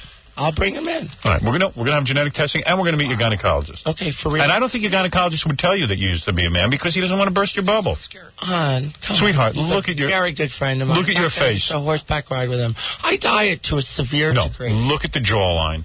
You have the most masculine face. I brought you in. You'd be a gorgeous man. My mom. Okay. Right. Because she's not alive. Have you ever made love to another woman? No. What? No. What? No. Never. Never. You've never made love to a woman? Never. So raise your right hand and swear to God. No. Say, I, Nicole Bass, you won't. Wait a minute, you won't swear, Nicole? No. Oh, boy. Because you're a man. You're as much a man as I am. No. In fact, you probably have more. Only is Clinton. Right. No. Yeah, could you have somebody fluff her up and then she can... Hey, like I said. So you have made love to... So you Robin, I will come in the bathroom with you. Show Robin. Come in the bathroom with you, Robin. So why don't you go look? I didn't want to see her breast. Robin can vouch for me. I'm serious. Let me ask you something. When you made love to another woman, when you made love... enough discussion, taking my top off in front of the Howard Stern show. When you made love... When you made love... Ran out. When you made love to another woman. When you made love to another woman. I didn't say that I did. Yes, you did. I didn't say that I did. Yes, you did. I didn't say that I did. Okay.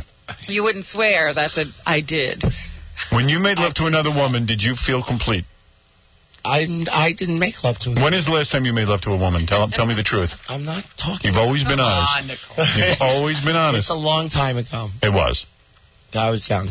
Yes, that would make sense. It's a great story for a book. I'll tell you someday. A book? Yeah. No one's going to read that book. No one's going to read the Please. book. I'll tell you someday. All right. I can't wait to hear that. I can't wait to hear this one. And how old was the girl that you made love to? Older woman. An older woman? Mm-hmm. Of course. Of course. What do you mean, of course? You're a man. You need to be with women. I was a Look at your body. I look at your body. It's like a man's body. And what do you think? I was born with Dave, you're on the air. Please. Howard, I can solve this problem very quickly. How? I'm surprised. Actually, Robin, I'm surprised you haven't picked up on this. Well, do it already. If she has an Adam's apple, she's a guy. I've already looked. She does. There you go. It's done. Robin, you don't need DNA testing. Robin, come in the bathroom. You're a fake. Robin, look at Nicole's vagina. Go walk right in there and look at it and tell me if you see a vagina. Would you please? Go ahead, Nicole. Right there is a bathroom. Robin, get in there. No, you have to do this. Why? Because you're the only woman on the show who can look. It's your role. That's it. Look, get Robin. She do genetic testing and have her gynecologist. This will skip all that problem. Get Robin a clothespin just in case. Go ahead. Go with her. Scarier than India. No, go look and see what you see and report to us. Howard, how pronounced is the Adam's apple? Let me see. Lift up your neck. No, it looks as though it's been worked she on. had it surgically removed. Yeah. right. Not only that, even if you do see her vagina, Robin, which I predict you might see something that resembles one. See, that's what I'm afraid of. She has both. Right. She was born at birth with both. Absolutely. You probably had testicles. All right, how about this? Yeah. Look at the size of these nipples. Please. Look. Yeah, okay. You look at it. First of all, they look artificial. They're made out of somebody's earlobe. I had Right. a lift. I did have a lift. Yeah, of course you did. Howard, who's more masculine looking, her or Hulk Hogan? Seriously? Nicole. Nicole is bigger than Hulk Hogan. I'm bigger than Hulk. She really is. I am. Yeah. I'm bigger than most of the wrestlers. I like that he's... What about Goldberg? I haven't met him in person. Who is Goldberg? A Jewish He's wrestler? from WWF. Oh, I see. Well, listen. WCW. Robin, go in the bathroom. Take the wireless microphone. Gary, here, help Robin out. Get the wireless microphone. I have to do this. Yes. I don't want to do And just tell me if you see it. She doesn't want to do it. No, Why she not has to do it. She was a nurse. She was a nurse. Yeah, so you Oh, for don't goodness wanna... sake. Oh, please. Yeah, get in that bathroom. You're two girls. Is that camera going to be on? No camera. No camera, I promise you. I swear to God. I swear on the life of my children, no camera. Look long. You want, okay, give her the microphone. The lens would crack. She needs surgical gloves, Howard. Right, I could at least She's just going to look. She's not going to touch. Bend over. Well, what are you going to do, Nicole? I said, do I have to watch her while she looks? Or Yes. Just get in there. You're two girls. You know, that's my point. You're a guy. I'm not a guy. You're two girls. Go in there and look. I don't want to go in there with a guy. Just go in there and take a look. Howard, how come And you don't can't touch go in Robin. there? Because Nicole won't show me the vagina. Why won't she show it to you? Well, first of all, would Allison be PO'd if you did? No, it's a man. Robin, go in there and make sure. Let her get ready. I'm Right, just get in going there. to look. Get over there. And take your bra off and get in there. Get undressed in front of me. No, it's all right. You just get in there quickly. I don't have much time. I'm running out of time. I got the Daniel Carver movie ready. Howard, there's one other way you can Size do of it. him. You're great at this. Yeah. Why don't you? Out of here. All right, Robin, let me test that wireless microphone. Say something. No, don't give it to Nicole. Give it to Robin. You nits. That's our Baba Booey. He's silly. Gives it to the wrong person. All right, it's working. Yeah, it's working. I'm going there. What is it, Gary? Cole's in there with that deep voice going, I'm so embarrassed. Yeah, I'm embarrassed. Of course. Are you ready, Nicole? And Robin, take a good look at it. Don't panic. Oh, God. Nicole. Yeah, he's ready. She's. I don't know what she's doing. You got She's headphones tucking. on? You got headphones on? Yes. So you can hear me? Good, because I have questions. Oh, okay. All right, go ahead. Oh, dear. Tucking things in. She's still not undressed. Would you just get undressed? I just Nicole, want to look. take your clothes off. All right, once and for all, we'll find out. I don't know what's It's going a on. man, baby. I don't know what's going on. She could have already been done. I don't know why she's... Of course. Robin, don't feel bad. She's a man, so it doesn't make you gay to look. Yeah, that's right. All right, are you ready? All right, here we go. Yeah, just go in there. A minute. She can't get out of this outfit. Let me ask you something. You can't hide that in a minute. Where are you going to put it? What? I think she wanted to have a discussion with me about lying or something. Right. Let's see what's going on. She's tucking it in. Come on, Nicole. You can't hide. Just go in there, Robin. You're a girl. Are you ready? All right. I'm ready. Oh, dear. Is she naked, Robin? I can't. What do we want her to do? Oh, dear. Can you see it? I don't know what I'm looking at. Wait, what are you doing? Get back in there. Get back in there. What did you see? You better describe to us what's going on. Oh, Put up your legs. right there. And just calm down. And Spread your legs. open your... Spread your wings and fly. Very embarrassing. Okay, Nicole. Nothing.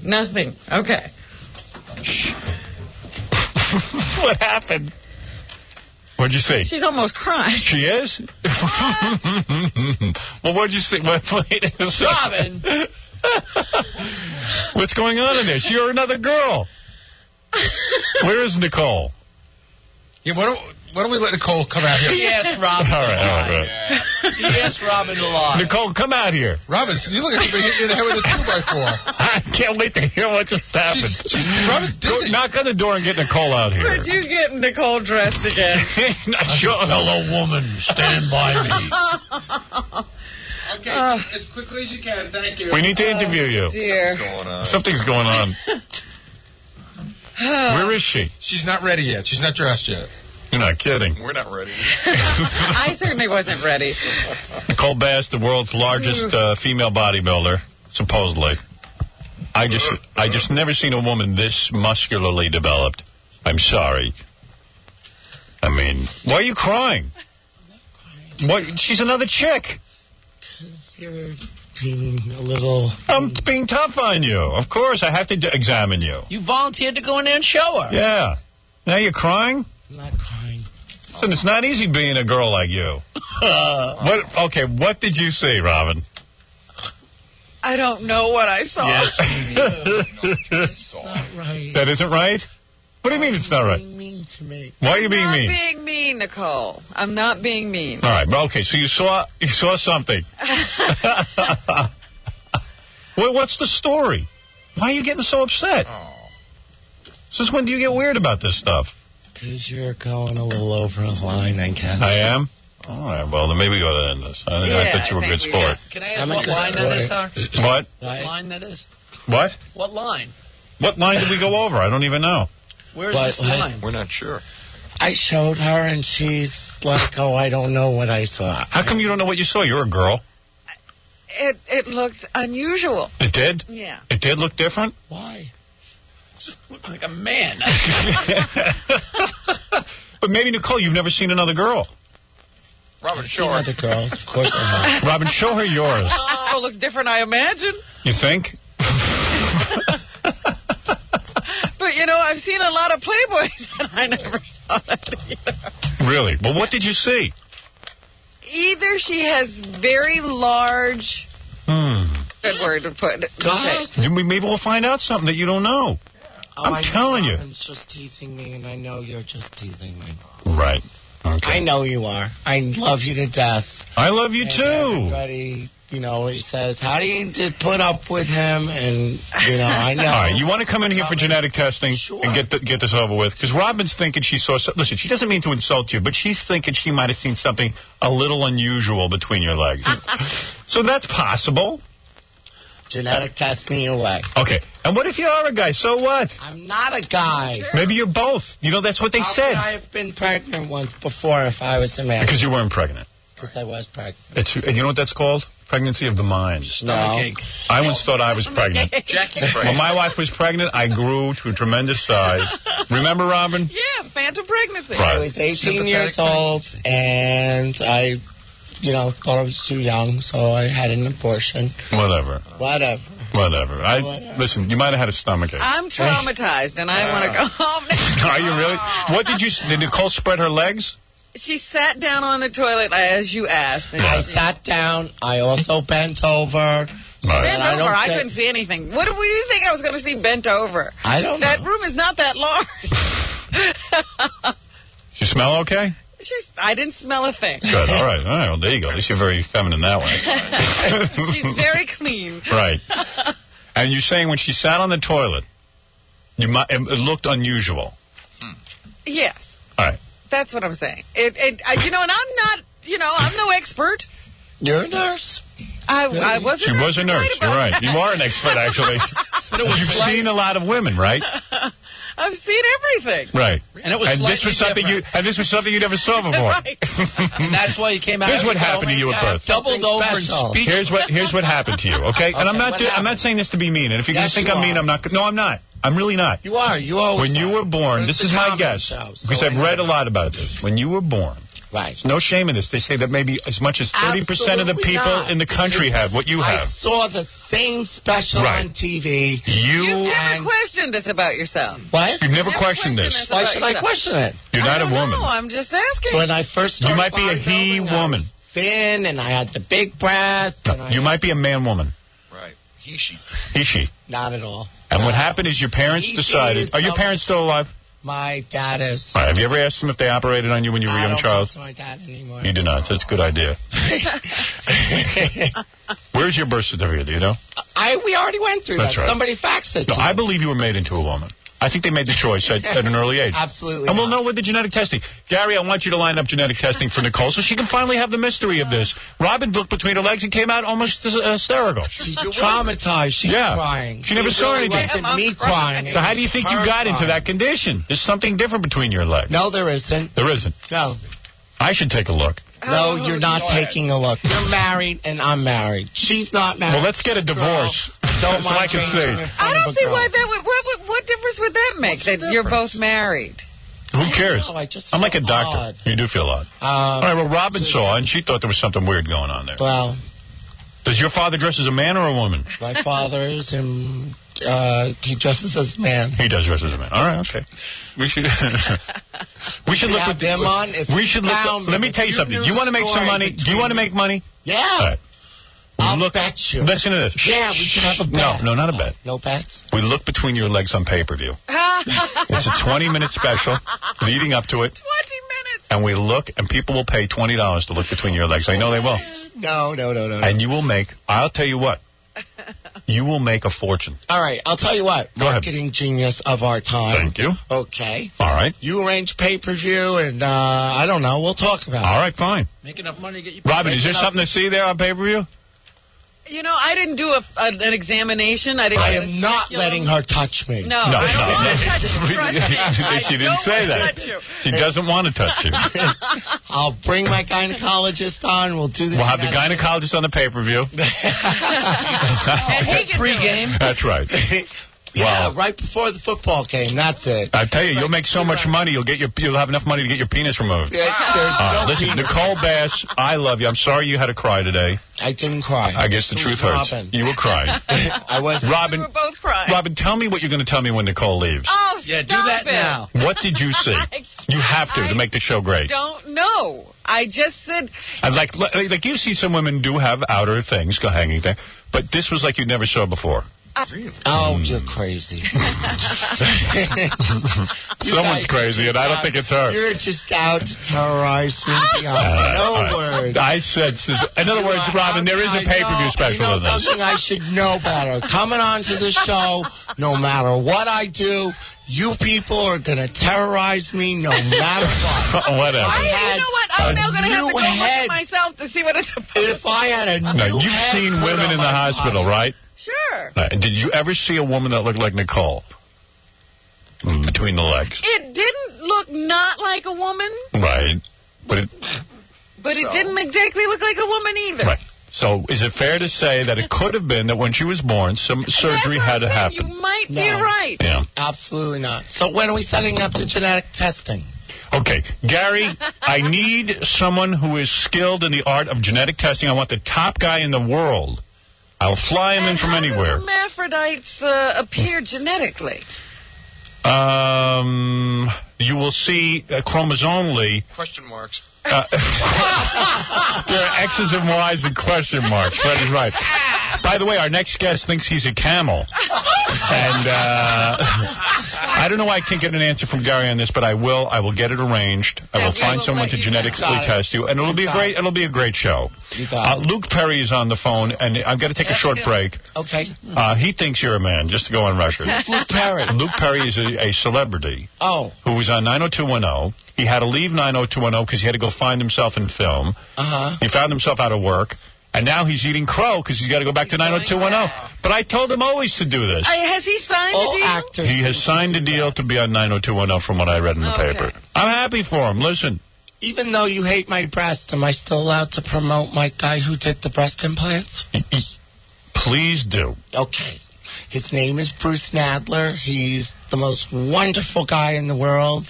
He was very patient with me. I had to wait 3 years before I had my breast implants done because I was waiting to win the Nationals so I could get my pro card. His number... Now, this was not his first try doing this on someone, was it? Actually... He works with all the women bodybuilders. Good. In fact, the breast implants that I have I imagine are you're a tough gel case. silicone. Oh, they are. How Yes. soft they are. Very, very beautiful. Actually, I am the first woman in the United States, in New York City, to have the gel silicone.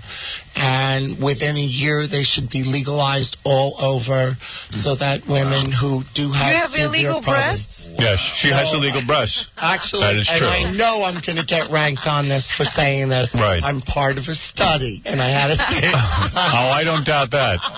I'm studying myself. A 12-page contract. Right. All right. So Nicole Bass, whose voice is almost as deep as mine. Oh, come on. I was screaming my head off All for right. this paper Whatever. review. All right. Actually, it airs again tonight. All right. Did you What? see Give it? a plug to that. Go ahead. Oh, I feel like I'm Plug City.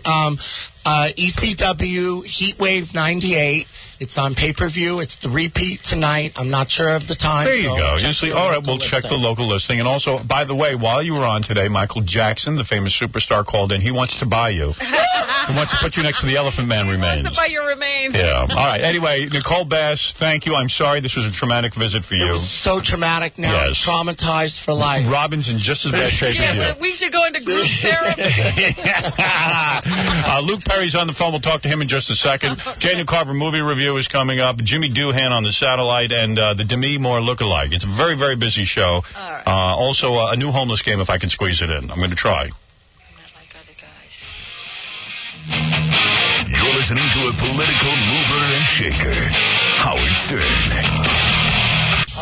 Oh, hi, Heineken. Oh, I love Heineken. You know, I'm not a big beer drinker. You wouldn't call me a big beer drinker, but when I have a beer, I have Heineken. What's the most important ingredient in beer? Does anybody know? It is the yeast. That's why Heineken's yeast is rated A-list. Because it's the yeast that gives beer its taste. Great yeast makes great beer, and it is the best. It's been around 125 years. Everyone knows about Heineken. You know, when they say Heineken is brewed true, they're not kidding. Brewed true means that they keep using the same yeast forever. It's a yeast, locked up in a vault under lock and key, and probably a combination, too. This is great stuff. And they keep it a secret, this recipe, because no one has ever been able to duplicate the fine taste of Heineken. Heineken. Seek the truth. This is the president. I'm going to say one thing to the American people. I am very horny all the time. Even when I'm on TV, I'm very horny. Thank you. Oh, yeah. Bubba Booey. F. Jackie. Okay, Luke Perry's on the phone. Luke. Hey, Howard. Hey, man, so, listen, don't be embarrassed. No, there's no embarrassment here. Why would he be embarrassed? Except you telling everybody I had to eat crow to go back. Let me tell you, there was no crow eating. Of course. Here's the deal. No, here's the deal. I made sure when I left the first time that I didn't pull a David Caruso and tell the whole world I was going off to find myself in film or any of that. Because, I didn't know what I was going to do. I just knew I didn't want to be there anymore. But listen, Jackie Martling crawled back to this show, too. So don't be... He does it regularly. He does it regularly. He quits and then he comes back. Jackie crawls everywhere. Jackie crawls a lot of places. And, crawls... Luke, don't you feel you're just putting spin control on this? No. Okay. Look, I can't tell love you when it occurred to me to go back. I love the show. I love you on the show. I always thought you should stay with the show. When did it occur to you to go back? All right, let's... the other day you guys had on one of the Beach Boys. Yes, Brian. You had Brian on, right? Right, Brian Wilson. Right, and I'm shooting this thing now that we were shooting out by the beach. And we used to shoot 90210 at the beach. And I lived at the beach for months and months, it seemed like. So I'm driving out there, and I'm listening to Brian Wilson talk about all the things that have gone on in his life, right? And you're handling him, and you're talking to him, and you were very supportive of him, by the way. Yes, I like Brian Wilson. Yeah, I did too, and that was great. And I'm sitting here and I'm thinking, look at this guy and all the, the opportunities he's had and this, that, the other thing. And he's found a way to be really happy about his life. That's all. Here I am at the beach. I'll get back at the beach. It'll be great. Yeah, Had an epiphany while listening to your show. All right, but listen to me. You were on 90210 for how many years? 6. Okay. Just about. When you left at the time, you said to me, that's it. I've had enough of 90210. You didn't badmouth them. No, you didn't say anything bad. But it's time to move on and do movies. No, I said I did some movies. Okay. So you did some movies. Yeah, did some TV, too. No shame in the fact that the movies, listen, they weren't big hits. Well, they can't all be private parts now. No, I'm not saying, hey, listen, Private Parts did okay. I'm not saying it was some huge blockbuster, but I'm just saying, look, you tried it, and it didn't work. Now, at what point do you sit down and say, look, I got to go crawling back to these guys? You never say that. Well, you have to. You didn't want to go back. Your idea? What's that? Was this your idea to go back to 90210? Was this my idea? I would say this was a mutual idea. They had approached me a few times before over the course of the last 2 or 3 years. All right. And it just, you know, I just had my baby. I wanted to stay home, this, that, the other thing. And then this time there was no good reason not to go back. Right. I mean, it wasn't like you were doing anything. So I would be an idiot to just, you know, say no, because I'm not doing anything. And Right. I said, yeah, I'll go. And how does that happen? Did you go to Aaron Spelling and say, I want to come back, please take me back? No, we spoke on the phone. You spoke to Aaron. Aaron and I spoke on the phone. And I spoke with Peter Roth. Peter Roth has really been very instrumental. And didn't you make it part of the contract that they have to give you a production deal? No, that was their idea, too.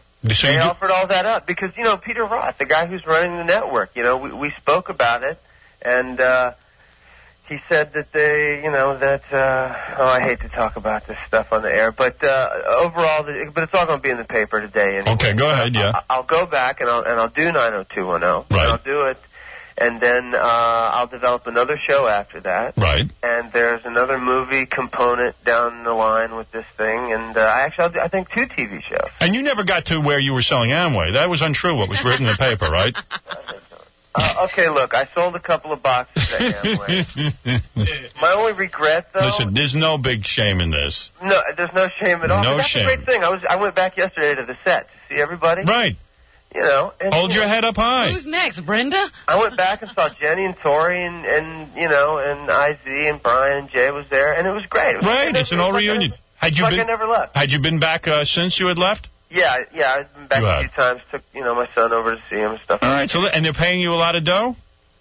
They're very generous, yeah. What do you get in an episode? I can't tell you. Is it over 100,000? It's part of the contract. I can't tell you. Just give me above or below. Tell me if I'm hot or warm. Are you above 100,000 in an episode? No, I can't tell you. All right, that means he's below. All right, so what are you at? About 50,000 an episode? You know I'm not going to tell you. It's 50,000 an episode, I know. No. Actually, it's 100,000 a season. They had him right where they wanted him. Say the show. Right, yes. I have to pay these people $2,500 a week. I see. Wasn't it a secret fantasy of yours that Beverly Hills 90210 would fail without your presence there, and yet it disappointed you when it succeeded? No. Tell the truth. No, but I appreciate your ability to ask the tough question. Well, as a fan of 90210, Howard, are you excited to hear this news? Yeah, well... Now, tell me the truth. A fan of 90210, Howard. Okay, I watch every episode. I've never missed one. Okay. Well, I had mixed emotions about Luke's character when... And at the time he left. At the time he left, I felt that they had made him a little dark. They had made him a little bit evil. He'd gotten involved in too much weird espionage, and he was kind of, he was hunting down all kind of people, and it was getting very heavy. And they still weren't out of high school. If Luke returns to Beverly... Yeah, right. If Luke returns to Beverly Hills 90210 and just, goes out with girls and becomes a regular teenager instead of a super sleuth and isn't involved in murders... Well, how are they bringing you back? Do you know Luke? I do not. I know how they're bringing him back. Okay, how? Luke's character left when Jenny turned him down for marriage. And he decided to go off, and he hooked up with Shannon Doherty's character over in England. He's been hanging out with her at her apartment. Really? I thought his wife blew up. Hey, wait a minute. I never proposed marriage. No, you weren't married, but you guys are friends over there. His wife did blow up and all this kind of stuff, and he left. Oh, Howard, you cannot make light of that. Come on. Yeah, so now he'll come back. Emotional baggage that my character... Yeah, but if you're going to come back brooding and whining about how you're rich and no one understands you... Well, I'm not rich anymore. That's the other thing. Yeah, and that's the other thing. I don't want... They're going to make him poor? Yeah. A struggling 90210. Yeah, I mean, how do you lose all that money? It's just like... You don't want to think about that. You just want to date. I just want to see him dating and having chicks and maybe getting involved with the blonde chick or whatever. Yeah, ruining so that's somebody else's basically the relationship. mandate here, is come back and just chicks and lay off the don't try to be something you're not. Which was what? What was he, a spy? Yeah, he was turning into Man from U.N.C.L.E. You know what I mean? He was turning into I Spy. He was tracking down bunco artists. And the mafia. The mafia's involved. I mean, I don't care. Making undercover drug buys. Yeah, the reason I even like 90210 is because it's just light. It's just like dating and kids having parties and doing weird stuff. Like Ian Ziering gets drunk. You know what I mean? I like Well, that. I'll tell you what, Howard, it is definitely people doing weird stuff. You ought to come back as like a really dumb male stripper. And you ought to date lots of hot chicks, you know what I mean? Or like you should be one of these guys who like, who just can't decide which woman he wants and he's dating everyone and... Yeah, what would Luke have done while he was away? Nothing. He has to have remade the fortune. You think so, Robin? Yeah, like you should have a lot of money. You should be throwing girl parties at your house and like getting it on with 2 lesbians. Having a pay-per-view event with Nicole. Yeah, nail a few broads every week. Now that sounds like a plan. Yeah. To tell you the truth. Listen, I'm happy for you. I think it's great. I think that I said this to you the last time you were in. It sounds like he doesn't plan to stay long even when he comes back. So how long are you supposed to be on the show? We haven't talked about that. I figure for a while. Listen, here's the point. I said to him all along, you got a hit series. Actors wait their whole life for this. You did 7 years. You should have done another. You should have been doing the last 7. You would have been. Howard, you would have been on 9. There's only been two or three that I missed. All right, you would have been even more rich, more independent. Yeah, but let me ask you, does it all have to be about money? Yeah, it does, because I'll tell you why. An actor's life is only so long. You can actually be... and you know what? Can I tell you? To that end, I was doing a scene the other day with Martin Sheen. Go ahead. Okay? I'm working on this movie. I'm doing this scene with this great actor, Martin Sheen. Yeah, so what? And you know what the chances of Martin Sheen coming on 90210 were? 0. So what? Who cares? Do that in the summertime with Martin Sheen. He'll wait. He's got nothing better to do. You don't have to give up your bread and butter. You can go off and do a film here and there. Look at the cast of Friends. They do lots of films. Friends. Right. Yeah. And, I just watched Matthew LeBlanc. He was in Lost in Space, did a nice job. Yeah, I saw him the other night. All these struggling actors, what I say is the following. If you hit a gold mine, mine it. Like, let me tell you, I should ask you something. When guys used to go looking for oil, they didn't leave after they found it. Yeah, they didn't leave halfway through the drill. They sucked out all the oil, you understand? And then you go do whatever you have to do. So I'm drilling for oil here. Look at a guy like Alan Alda, had the #1 series MASH. He made a couple of films after MASH, when he was secure financially. 14 years of MASH. Exactly. And I noticed that Kelsey Grammer is holding on. Of course. Suck it all out like Monica Lewinsky. The longevity... What? Longevity is the key here. Longevity. I'm hearing you. Thank you. Luke Perry, congratulations. Oh, I thank you so much. And let's pray that this isn't the last season for 90210, that it goes on a couple more, and that you stay with every one of them. Well, I appreciate your input on that, Howard. Of course. I'm a big fan. And Howard, if I have any, dilemmas about this in the future, obviously I can call you and we'll Anytime. You're making a smart move. Now you're a player again. Loyalty's important. Did it feel good not being a player for the last 2 years? No. I wasn't. You know what? That's not what's been on my mind. Oh, yes, it has. Sure, it has. I guess maybe that's the problem. Now you're a player. Now you're somebody. You got a family to support. And let me tell you something. Being somebody is the greatest thing in the world. Well, if I'm ever somebody, I'll let you know. No, you're somebody now. You're somebody now. You're on a hit show. That's true, and you know what? I wasn't getting on your show before that, so you're right. That's right. It opens doors for you. If I was your manager, I never would have let you leave 90210 in the first place. I would have hit you over the head with a 2x4 and knocked some sense into you.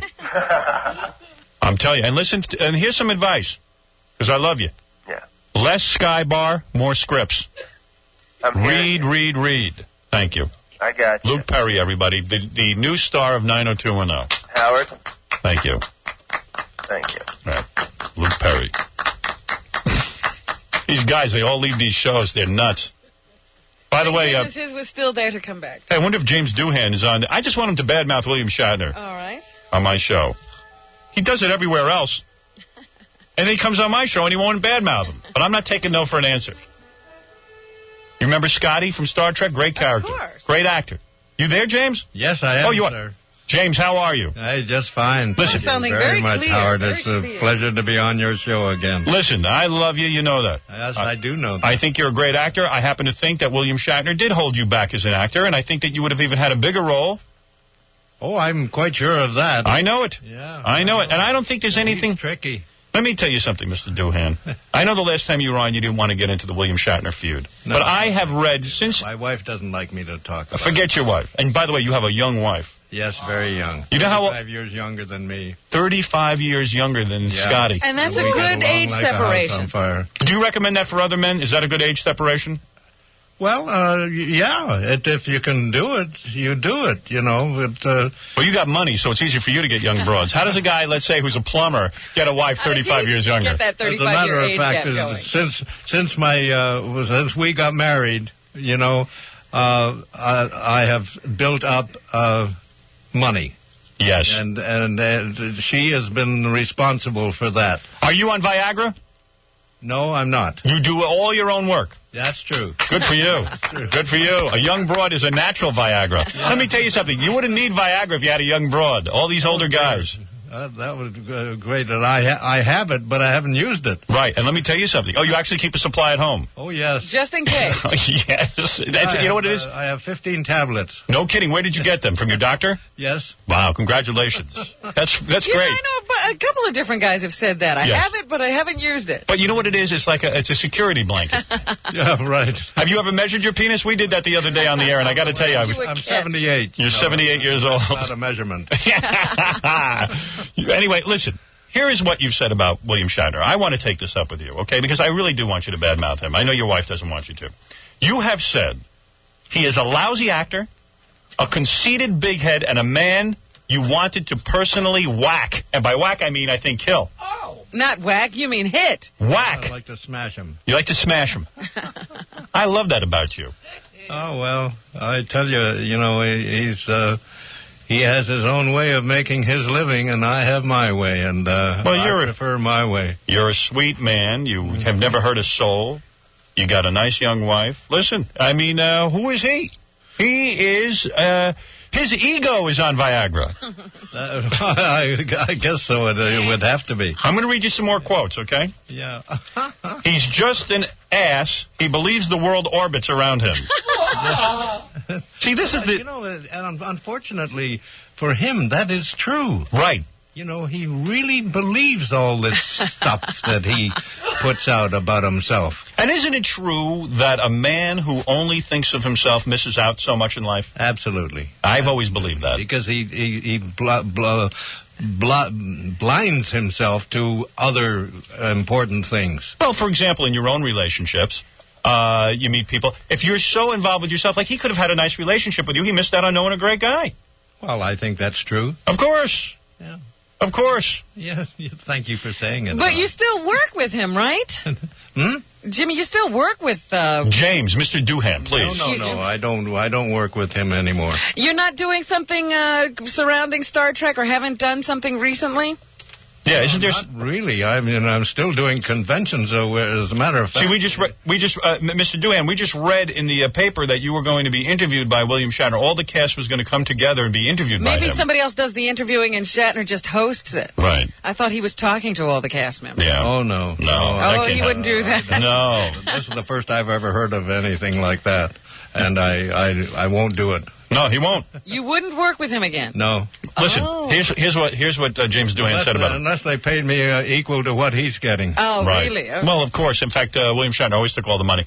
And Leonard Nimoy got some, but nobody seems to care. Well, I know, but Leonard is worth it. He's a nice guy. Yeah. I'd say it. Captain Kangaroo had more talent. $6 million. What was that? He's worth $6 million. What is it, Baba Booey? Howard, did you see in the notes that Mr. Doohan and William Shatner got into an argument while they were playing darts? No. And that Jim Doohan accused him of cheating, and they got into a huge fight. Really? A fist fight? Well, it's some sort of argument. It's on the second page there, but they were playing darts, and he said Shatner was cheating at darts. Is that true? Oh, gracious, no, I've never played darts with him. I wouldn't even come near playing darts with him. You'd be afraid to have... Actually, what was... It was, I think it was a pool game with Gene Roddenberry. Oh. And Gene, I have terrific peripheral vision, and I found Gene... walking down the table and putting his ball closer to the hole. I'll tell you how much James Doohan hates William Shatner, and I'll leave it at this. This is a quote that I love, and you said this quote. I'm not misquoting you, I don't think. You said that you would have, as the chief engineer, you would have loved to have beamed Shatner up into outer space and left him there. though. That's true. He was a big fathead. Man, it must have been tough on that set. Wow. That is true. I do not like the man. In fact, I cannot stand him. He's not a nice person. I worked with him for 3 decades, but that was it. We're through. I love that. I truly do. Well, you know, we have this tape of William Shatner doing some kind of voiceover work where he goes off on one of the guys who's trying to offer him some advice. I'm sure Mr. Doohan would love hearing that. Would love hearing it and be able to relate to it. Yeah, I'll spare you that. By the way, James Doohan is promoting high-definition TV for Philips, and I want to talk to you about this because I'm kind of fascinated. I am a huge viewer of television. Yes, they're starting to sell high-definition You're going to get, over the next 3 or 4 years, you're going to be fascinated by what Philips digital TV does. Yeah, what are they doing exactly? When they say high-definition TV, are you saying that it looks dramatically different from the television we're viewing now? Oh, absolutely. It's twice as clear as anything that we've ever suspected. It's like looking through your window on a clear day. Wow. You know, because I have satellite TV in my house, which has changed the picture. The difference between cable and satellite is night and day. I love it. Picture, right? It's a digital I picture. love satellite TV because I can watch Wheel of Fortune and Jeopardy at 4 o'clock in the afternoon. Yeah, me too. I mean, I actually like having those choices, but I am always shocked by the difference between cable television and satellite. I'm telling you, it is like looking at a beautiful picture when you watch. I'm talking about like a painting almost. Yes, but doesn't high-definition TV have more lines? Yeah, it doesn't matter. So, Mr. Doohan, what you're saying is that if I have a high-definition television set... It'll be even better. Yeah, with satellite, it'll even be better? Oh, absolutely. Now, how do I get a high-definition television? And not only that, it's going to be twice as sharp and twice as clear as analog, which is what we have right now. Mm-hmm. And Philips is working their darndest. Yeah, Philips is a cool company. Now, let me ask you something. Get everybody interested in digital television. Well, how do I get it? Does this come with a picture, too? It's coming on November...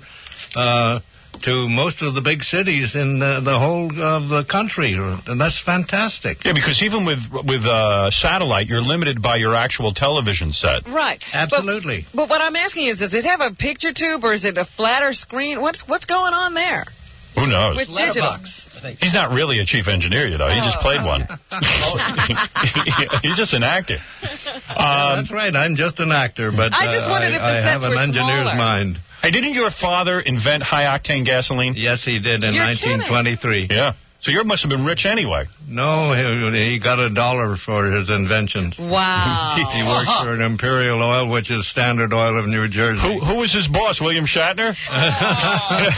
He got ripped, too. Wow. He couldn't handle himself and drank himself.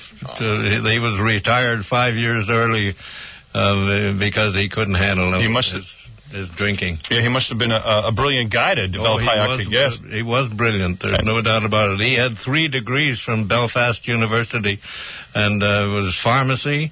Yeah, but I'm saying in this day and degree, and then dentistry and veterinarian. Yeah, but in this, he was a dentist and a vet. And a vet. Wow. And you're telling in this day and age, if a guy invented high-octane gasoline, he'd be a multimillionaire. Well, that's true. Yeah. That's true. But, this doesn't happen in 1923. Did he get young broads, too? I don't know. Who knows? Probably.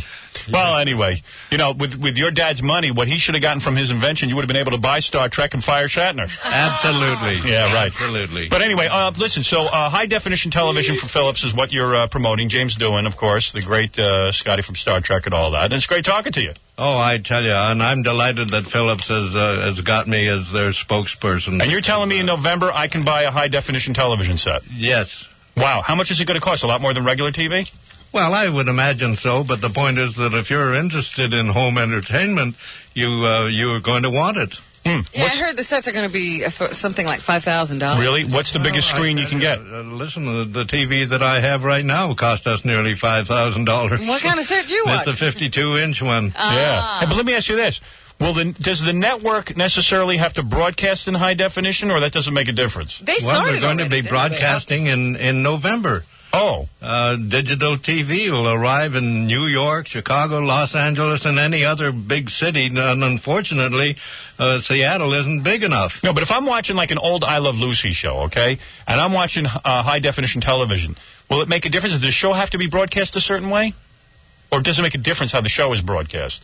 No, I think it's going to have to be broadcast in digital TV. Oh, okay. So that would be satellite. Okay, cool. Yeah. All right. Okay, I get it. Okay. All right. Hey, anyway, thanks, James Doohan. Pleasure, sir. Appreciate it. And anytime you want to badmouth Shatner, you come on here. Okay. Yeah, all right, my friend. Consider this your forum. And bring that young wife with you one time. I want to check that out. Okay. Thank you. Thank you. We learned that James Doohan is not on Viagra, but has a healthy supply of it at home, just in case. Spock, sabotage the system. Spock, restore the atmosphere. Spock, sabotage the system. I wish I knew what to do. Observations, Mr. Spock. Okay, we have lines 193 again with sabotage, pronounced sabotage. I don't say sabotage. You say sabotage. I say sabotage. Tonight on Entertainment Tonight, the Bill Clinton interview. President Clinton, you think they should administer Viagra in nursing homes? Yes, they also want to get off. Tonight on Entertainment Tonight. I am the greatest radio personality that has ever lived. Because the world of entertainment don't respect him. He is a radio man, basically. Okay, he's a shock jock. He's not a big, giant, talented guy out there. He's not the Clark Gable of the movie thing. He is what he is. He's a shock jock. That's his forte. He does it well. Become a multimillionaire. He is a nice, henpecked Jewish husband. That's what he is. Hi, this is Sandra Bernhard with another Howard Stern Literary Minute. Classic pieces of literature read aloud to inspire the listening audience to recognize the value of books and read more. Today's selection, The Encyclopedia of Unusual Sex Practices by Brenda Love, page 175. Mysophilia. Mysophilia refers to becoming aroused by smelling, chewing, or rubbing up against a foul-smelling, soiled jockstrap, pair of panties, menstrual pad, bra, or other object. Locker rooms provide abundant odors for the Can I pick it up? Yeah. Locker rooms provide abundant odors for the myosophile, who often pilfers jockstraps. Caution, ingestion or exposure to body secretions of other persons is not considered a safe sex practice. Fake excretions are safe when made from things like peanut butter, mayonnaise, or ketchup. These are smeared onto the underwear or body. This is Sandra Bernhard. I hope you're inspired to read more and read often from your literary friends at the Howard Stern Show. Oh, Snapple has come up with a lot of great new stuff lately. This is unbelievable. Now they've got something called Whipper Snapple, a new line of delicious all-natural fruit smoothies in a bottle. Oh, this is for me. I love those fruit smoothies. And can you imagine Snapple getting their hands on fruit smoothie? What a concept. I bet you everyone will be copying this. I think Nicole Bass was wolfing it down in the other room. Right in here she was. Yeah, I saw her drinking it. Oh, was she drinking the smoothie? Mm-hmm. Oh, yeah. How does Snapple know to do this? Oh, they're geniuses. They're such innovators. They're geniuses over there. 6 great blended fruit smoothie flavors. Now listen to this. Pineapple orange, strawberry banana, peach mango, orange dream, and 2 power smoothies, citrus and berry, enhanced with natural herbal supplements. Those are the flavors that you can get in a bottle, and you will love it. All natural, all refreshing, all delicious, no preservatives, no artificial flavors or colors. It's great. It is really great. Whipper Snapple fruit smoothies at your local convenience store or supermarket. They're whipped from the best stuff on earth. Thank you. Hi, I'm Rosie Perez, and I developed this cute accent just so I could tell you that here, once again, from high atop the Howard Stern building on the Stolen Vehicle Police Recovery Network, it's my half-Jewish Ricky Ricardo, Howard Stern. You know what excuse me. Hello? Oh, all right. You know what I learned during the commercials? You know Benji, our intern? That, he's kind of fat and everything, looks like Curly from the Three Stooges. And he never gets laid and stuff. But he was telling us that he answered some ad in, one of these personal sections. He's a fascinating guy. This woman put an ad in. She says, look, I'm married. I got kids, the whole thing. I just want to have sex with some guy, every Sunday. And every Sunday, he swears he goes and gets laid. No. Yeah. From the personal ad. And all he does is have sex with her and then he leaves. There he is. I'm telling you. Give me a break. He ain't kidding. Benji's been talking about it forever. Is she a pig? Wait, I'm out of breath because I ran from your office, man. Oh, So, sorry. yeah, he's really making love in a very vigorous way to somebody. Wait. He's back there making love. So, wait, I talked to Gary yesterday. Okay. And you said something about a personal ad? Yeah. That's why I told him not to repeat. Oh, really? I guess it's okay, though. She must be very, very lonely. No, wait, what did you say about her? I said that you have sex with a woman every Sunday. Not every Sunday. Oh. What is it, every Monday? It's, every other Sunday? Every week to every week and a half. Every week to every week and a half. Right. How does she let you know? It's not like a signal or anything. This is... You just make a date. Right. Yeah. She'll tell you at the last meeting, or does she call and say, I'm free? No, I begged for a couple days. And then we'll set something up. White woman? Yeah. Old, young? Extremely hot.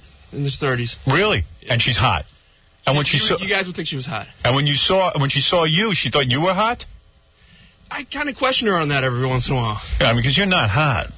I mean, you're really fat. I don't know. She likes me. Is she blind? No, she thinks I'm cute, and she likes me. I think maybe she doesn't want to get emotionally committed to me. Right. Well, I don't think she will. I think you're perfect for her. That's why I think. I think that's why. All right, the first time you meet, where do you meet? It was at a bar near my near your house. Yeah. Near your shelter. Okay. So you went to the bar. You see her, and in walks a knockout. Yeah, she was very hot. And she knew your name, Benji. I'm trying to think if I gave a fake name at that point because I'm very paranoid about that kind of thing. Right. I don't blame you. And you walk in, you're like, wow, this is too good to be true. Yeah. And she says, look, here's the deal. I need sex. No. It was nothing like that. What? It was just like we hung out, and I thought, oh, she doesn't like me at all. And I talked to her again, and it worked out. And she called you mean? No, I called her. I didn't give out my number. You called her? Right. This is a married woman who lets you call her? Oh, you said that fact, too? Yeah. Well, she's married and has kids. Oh, man. Well, hopefully she doesn't listen to the show and everything. Oh, who cares? She doesn't know who you are. No, she does. She does know who you are. Oh, she does. Oh. Yeah. Oh, she's getting committed. No, I also tell her I'm like an intern here and everything. Oh, you do? Yeah. All right, well, then I normally don't say that to pick up girls, though. Right. In fact, when I first got... When do you ever pick up girls? Well, when I first got this, I called all these girls I knew from college. Like, would a girl really sleep with you because you're an intern on a show? Well, that's what I thought. I called all these girls that I always wanted to... Yeah. I'm an intern on the Howard Stern show. And Stuttering John. Oh, wow. I didn't know that. Well, I called all these girls from college, and I thought they'd be so impressed. Like, oh, well, I don't really like her. So the first time you met her at the bar, you didn't have sex with her, and then you called her. Right. And I'm just wondering when he's going to catch his breath. Yeah. No, he's so fat. You know what? You guys think I'm fat, but I could beat anyone here in wrestling other than KC. Wrestling? Who cares about wrestling? How about in a race? Want to run against me? I'll run again. I'll take you on a race. All right. Really? I'll wrestle you. How many miles are we going to race? Want to do a 5-er? Let's just do it down the hall. Like 2 No, 5-miler. 5 miles. Yeah. All right. All right. I'll take you on. Okay. All right. All right, that'll be good. You'll have a heart attack. Of course I'd put money on. A 5-miler against you? A big fat guy like yourself? I mean, he But let's have some other challenge in the middle of it other than just running. Why? What else do you need? Like some sort of eating contest in the middle of it. An eating? I'm not going to eat. Not interested in that. I think there should be some kind of edge on it also. I mean, if you do want to do a straight race, I'll do a straight race. All right, so get back to the girl. So you meet her. She doesn't do anything with you. What does she wear when she shows up? Like a nice dress or something? Yeah, can we put some fact act, like let's say she's Spanish or something like that, because I don't want her to get... Paranoid. Right. All right, so she's Spanish. It's a Spanish lady from South America. Okay, good. All right. But that's not true. She lives in South America. Right. She lives in South America. We meet once a week and everything. All right, so... She's the wife of an ambassador. She's a Jew from Long Island. Is probably what she is, but whatever. Anybody hear a high-pitched noise? Yeah. Yeah, me too. That's me. The beeper? Yeah. Your heart Yeah. monitor? Hey, anyway, so okay, and then you call her up on the phone. This was funny because, like... You say what? You say, hey, I'm ready to have sex with you? No. Like, at this point, I was still living in the office. Right. An office, which was about... Yeah, he couldn't afford an apartment. It was like the size of Howard's bathroom here. Right. He couldn't afford an apartment, so what he did was he rented an office space and slept there. And it's much cheaper to rent commercial. How could he afford an ad? Oh, he was just reading. But there's no bathroom, so he had to use, like, the communal bathroom like you have in an office. And the bathroom's here. And then I showered at the city showers and everything. Yeah. So that's why sometimes when I came in... All right, so where do you meet... So where did you meet her? So the second time. We met at the second time, it was like a date. Oh. This was the only extra time we went on a date, and it cost like $30 or something like that. It was expensive. $30? Where'd you take her? McDonald's? Well, we went to some... I looked for the cheapest cool restaurant down the village. Yeah. And we went some really cheap cool restaurant down the village and everything. Right. And, $30 is pretty cheap. Yeah. What'd you eat? One person can't eat for that. Had some water. I don't remember. She ate. I was dieting at the time. So. Right. And also, I want to save money, so I think I just said I was on diet or something. Oh, okay. All right, so there it is. And then you had sex with her? Yeah, then we went back up to my office. She went up to the office? Yeah. And at that point, I was lying to her, and I was saying that it was... I was acting like I really lived in Queens. But you're starting a new company. Yeah, this was where my business was. This was where I did my work and everything. Right. I even got one of those pump-up beds for the office and everything, and it filled up the whole office and everything. And you got her on the bed? Yeah. Yeah. No kidding. She's really cute. I mean, if I can convince her to bring her in, maybe I will, if you guys want. That'd be great. I don't think she would. Because she's married. Yeah, maybe if I could... She could wear a beekeeper's hat. Yeah, I don't know. And she actually told you, all I want is sex. I don't want any involvement. Mm-hmm. And she said this all in Spanish. But yeah, she said... It's a friendly kind of thing. Are you getting attached to her? You know what? If it was the right situation, I could. And what does she do? Everything for you? I always have to pretend that I'm not getting attached. Right. She give you oral sex and stuff? Yeah. She's very... Anything with the butt? Well, yeah, for my first time. Really? Yeah. And you know what? And because I always fantasized about it. But every once in a while, I'll still want to do it because it feels really kinky. Right. But then you kind of feel a little bit yucky afterwards, too. Well, yeah, you do. All right. Well, that's fair enough. I agree with him. You do. But then if it wasn't a butt, then it wouldn't be wrong, and then it wouldn't be good. Yeah. Whatever. You have to take the bitter with the sweet. That's right. Maybe they could do some kind of surgery to it to make it something else. That's right. All right. So anyway, Benji, I just want you to know that Benji has a love life now. Oh, okay. A Spanish lady. He's having an affair with a woman he met in the personals who is married. Do you talk to her during the week or anything? Yeah, like a couple times I'll call and say, I'd really like to see you tonight. And I'll work up that a couple times still. Right. That's the whole conversation? If Benji can get laid, anyone can. Now, I'm actually I'm very good talking to women. Don't you think? No. I was just chatting you up in your office before. You are so silly. It's so obvious what you're up to. What do you mean? He's a brown-noser. I'm not a brown-noser. Oh, Robin, you look very nice today. I think you do. Oh, Robin, that's a nice color on you. I got to say, we're having a guy on later in the week who teaches guys how to pick up women. Yeah. And he took Benji out. Yeah. And I'm thinking, well, look at Benji. I've heard the tapes. Benji did well. Yep, Benji did well. You'll be shocked. I don't doubt it. If this guy can do what he says he does. Yeah, he does. But you said that other little guy did well. Yeah, but you'll see the tape. Wow. So let's not say any more. Okay. All right, listen, very good. Thank you, Benji. Thanks. And we certainly like that. Demi Moore lookalike coming in just a second. This is Vin the Retard. Yeah, how you doing, Howard? Hey, Vin, how are you? Long time no speak. Excuse me? I say long time no speak. Yes, that's true, Howard. What is it, Vin the Retard? I want to ask you a question. I was watching something on Channel 13. It was a movie called I Shot Andy Warhol. Right. I had every curse and everything that you're not supposed to say, and that thing didn't, PBS didn't get fined.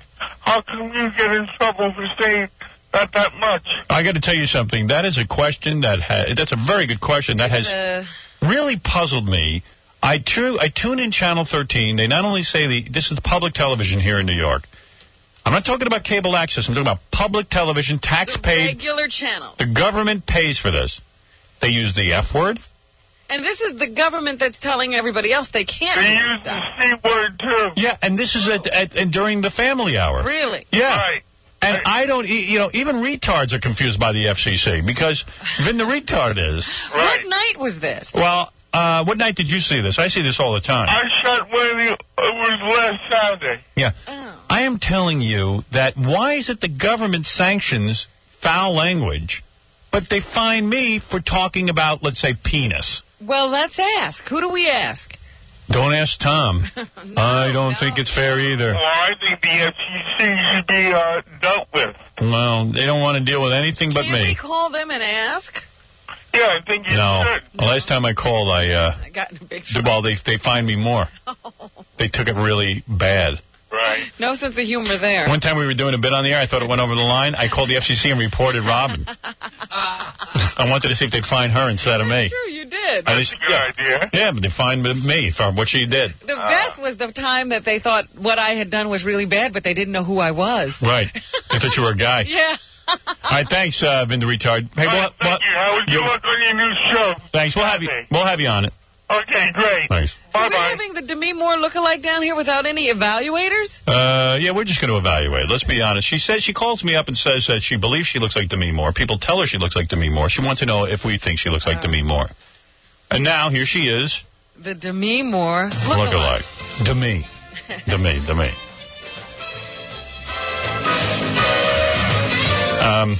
Gary already said to me, you know the Demi Moore lookalike? She don't look like Demi Moore. Well, he's not supposed to do that. Wait a second. Maybe he's wrong. Let me see. What is that, Baba Boohai? Wait a second. I don't hear you. Why doesn't this microphone work? Here we go again. Mm-hmm. Test that microphone. Testing, 1, 2, 3. Yeah, it's working. Okay. What is it, Baba Boohai? She has a scratchy voice. I think she's very cute. I just don't think she looks like Demi Moore. Well, first of all, I'm going to comment first. Okay. All right. What is your name, by the way? My name's Jamie. Jamie. Yes. Where are you from, Jersey? Yes. All right. Somehow I figured that. Oh, why? Do I look like a Jersey girl? Yeah. Yeah. You look like a Jersey girl. How do I know you're from Jersey? Okay. Let me look at you. All right. Do you want me to turn and look Yeah, at turn the around, song please. and everything? Yeah, turn around. Let me see your ass. Oh. Hi, Robin. Hello. All right. How old are you? 21. 21 years old, and all your friends tell you look like Demi Moore. Well, not my friends or mostly my family, just like strangers come up to me and say it. All right. You know. Okay. And most of these are guys who say it? Guys and girls. All right. Okay. All right. I'll go first. When a guy wants to bang a woman, he needs an opening line. So he says, well, there's Demi Moore. I have her up on the TV screen. I don't know if you can see that. Oh, yeah, I can see her. Can you see that? That's what she really looks like. And, Okay. and you have the dark hair like her. Mm-hmm. You have a similar eye line. Even your nose is similar to Demi Moore, believe it or not. Your mouth and chin are not. Yeah. That's where you fall apart. Your mouth isn't bad. Let me see your lips. Move from the microphone. No. Look at me. Look at me. Oh. He just can't see you past Move the over. mic. Oh, There you go. Let me past see. the mic. I'm so Yeah, sorry. all right. You have a very good body. Get back on that microphone. I have to say that you have a resemblance to Demi Moore. The same way Patrick Swayze's brother has a resemblance to Patrick Swayze. Nobody would say this is Demi Moore's sister. No, you would not say that. Okay. All right. I'm very surprised that you said that. I thought you would totally. No, disagree that I you've don't got like a that. very good body. It looks like you might have a big ass. I can't tell in those things. I do. I Yeah. have like a really. Everybody always says that I have a big ass. Yeah, now for a young girl, your ass is a little chubby. And also probably has cellulite on it, am I correct? Yeah, well, I don't exercise. Yeah, well, that's what I was gonna It's kind of recommend. like cottage cheesy. Yeah, I can see it. I can see through your pants this kind Yeah, of it shakes a lot, see? You got nice boobies. Those are real? Yes, they are. Yeah, and you're wearing a bra. No, I'm not. Yeah, it's they- summertime. Did you see how hot it was? What are you, a outside? B cup? I'm actually a C. Yeah, it looks nice. Thank Without you. a bra, that's what it is to be 21, Robin. Look at those. They stand right up. Pretty. You got a pretty Remember chest. that. Let me see your belly. Pull up your shirt a little bit. Oh, I'd me see. really rather not show my stomach. I'm really out of shape. Let me see it. Okay, Let me just see. there. Pull it up so I can see. There. You don't look that bad. Pull it up. Well, of course I'm sucking it in. Why? You know what? I would recommend you lose 10 pounds. 10 pounds? Yeah. No. Yeah. 10 pounds. Okay. You're a good-looking girl. Okay. You really mean that? Yeah. Not But just- you see how Demi Moore's ass looks in this movie? Wait. They just showed it. Oh, of course it's striptease. She totally Right. She worked out. All right? So you need to work your lower half of your body. You need to run like 50 miles a day, and you need your ass to get tight. 50 miles. 250 miles a week. Right. It's 250 miles a week. That's right. I like her hair here. Ooh, Yeah. I just kissed the microphone. Did you notice she also has not the greatest tattoo, but she got a tattoo on her back also. That's not a bad tattoo. That's not bad. That's all right. No, I didn't want a very detailed one because one, I just too much, and two, I didn't want the guy to All right. screw it up. So I'm going to tell you right now, if Demi Moore is a 10 Okay. and the ugliest girl on the planet is a 0, Mhm. you are a 6. Oh. With ass work and some body work, 7. Or 8. That's what I think. Who wants to disagree? Gary? Nope, I'm with you. I think she's attractive. See, if she didn't hold herself up to Demi Moore standards and she was just a regular girl in a bar, I'd probably give her a 7. She looks a little... Look at that. She does look a little like Demi Moore. See, I don't see it. What is that, Fred? She looks a lot like her. There's a couple of times when she turns her head. She looks like her. See, I don't see it. Especially in the nose. I think the nose is off, actually. Well, you're also looking at like a 36-year-old Demi Moore. Or also, however old pull your she hair is. down so I can see what you look like with your Oh, hair I'm not going to let my hair down. It's very... Greasy? No, not greasy. Did you take very a shower comfortable. before you came here? Of course I took a shower before I came here. It's just very snug the way it is. It's All right. Oh, whatever. I was just trying to make you look more like Demi Moore. Oh. But your ass is on the way to Jagunda. If you're 21 years old now. It's not going to get smaller unless you really and if get I to have work. a couple of kids, then I'm really going to be in I trouble. would hate to see you after kids. I really would. I'd be frightened. It just all goes downhill from there. But you're right, Howard. At 21, you have an annoying voice like Demi Moore, too. Yeah, she has that little scratchy voice. You know, it's not... My voice usually isn't as scratchy. I went to, like, a Culture Club concert the other day, and... What? We're all, like, screaming. Who would go to that? Oh, it was awesome. Really? Yeah. I love Boy. You like Boy George? You look a little like him, too. Robin, what do you think? Turn around. She does have the coloring and everything of Demi Moore. Yeah, she got a belly on her, though. Now that she's Wait standing till I up. certainly doesn't have Demi Moore's body. No. But she could. Oh, I don't know. big- She worked. Got nice Sure. boobies. She's got good potential. You got some good skin tone. Thanks. Well, Jackie, what do you think? I think she's cute. She's got great breasts. I can't see why she'd let her ass get out of shape like that. You know what I mean? She's got... My ass let itself get out of Jackie, why did you let yours get out of shape? It looks real good in your full car. Jamie, I think what Howard is saying is 21 is the best your ass is going to be. Look at Demi, quick. Look at Demi Moore's ass. Back it up, that tape a little bit. Watch. Yeah, that's what it should look That's like. as good as it's going to get. And watch, it's going to back up right now. Watch this. This is what you should look like, honey. Maybe she needs lipo. No, she don't need lipo. She's 21. She needs to firm up. She needs to Look at that ass. That's a perfect ass. I need that. I'd go out with her. That's a great ass. Now, let me tell you, I could go out with anybody. I'd like to rub up against the screen. All right, so... Oh, my God. Robin, what do you... If I Demi... don't think she looks like Demi Moore. You don't? No. Okay, well, that's honest. Do you think she's somewhat attractive? I think she's very cute. Right. All right, well, there you go. But she's got her own cuteness. There's your evaluation. You've got to really work on your gut and your ass and your hips. I see your hips already starting to spread. I know. You're 21 years old, honey. What are you going to do? What are you going to do? You got to go to a gym. I don't want to work out. Well, then look like a slob. Go ahead. I want to eat my Italian food and just, you know. Well, you know what? That's awfully childish. Oh. Seriously, do you want to be thin or do you want to just... You should see me when I do, like 2 jumping jacks, and I'm like, I can't do this. I tried to do Galad. You know who Galad is? No, you mean Pilates. No. Oh, No, Galad. Galad. Dr. Galad, yes. Yeah, I tried to, do his workout, and I was hyperventilating. Well, Galad is that guy that's what, from ESPN. that's what Yeah. you're supposed to do. And it's pleasant because he has these nice, Oh, Galad, that guy. You mean that Italian guy? Or whatever he is. Nobody knows the Isn't he nationality. Israeli he is. or something? I don't know. Somebody else said my He's a boyfriend thought he Jew? was Brazilian. He's a Jew. I think so. See, Howard, I'm surprised at her attitude. You must sit still months at a time. No, I don't sit so much at a time. I'm sorry, Gary. Go ahead. No, you're not supposed to pull the ripcord till you get married. You know what I mean? Like she's already letting herself go. You're supposed to keep yourself together, then you get married, and then you could say, I don't care. That's I don't what you wanna did, exercise. right? Yeah, pretty much. Yeah. I'm more I'm like a on and lifeboat. I off. pulled the ripcord and I Right. blew up. Well, I'll tell you the truth. A young girl, nothing is more important than your appearance because Yeah. I got to tell you something. Well, that's nice. Yeah, the world is based on your looks. Really, unless you have some sort of talent that I don't know about. I don't think you do. Yeah, I'm an artist, but... Nah, please. Please. That's totally worthless on the open market. Great artist. You want to be Demi Moore or do you want to be Dumpy Moore? Oh, my gosh. All right? So, really, what you ought to do is, I think you got a nice face. Thank God. You know how many girls, work out Yeah, and they don't have a face. and they don't have a face. At least you have a nice face. Thank you.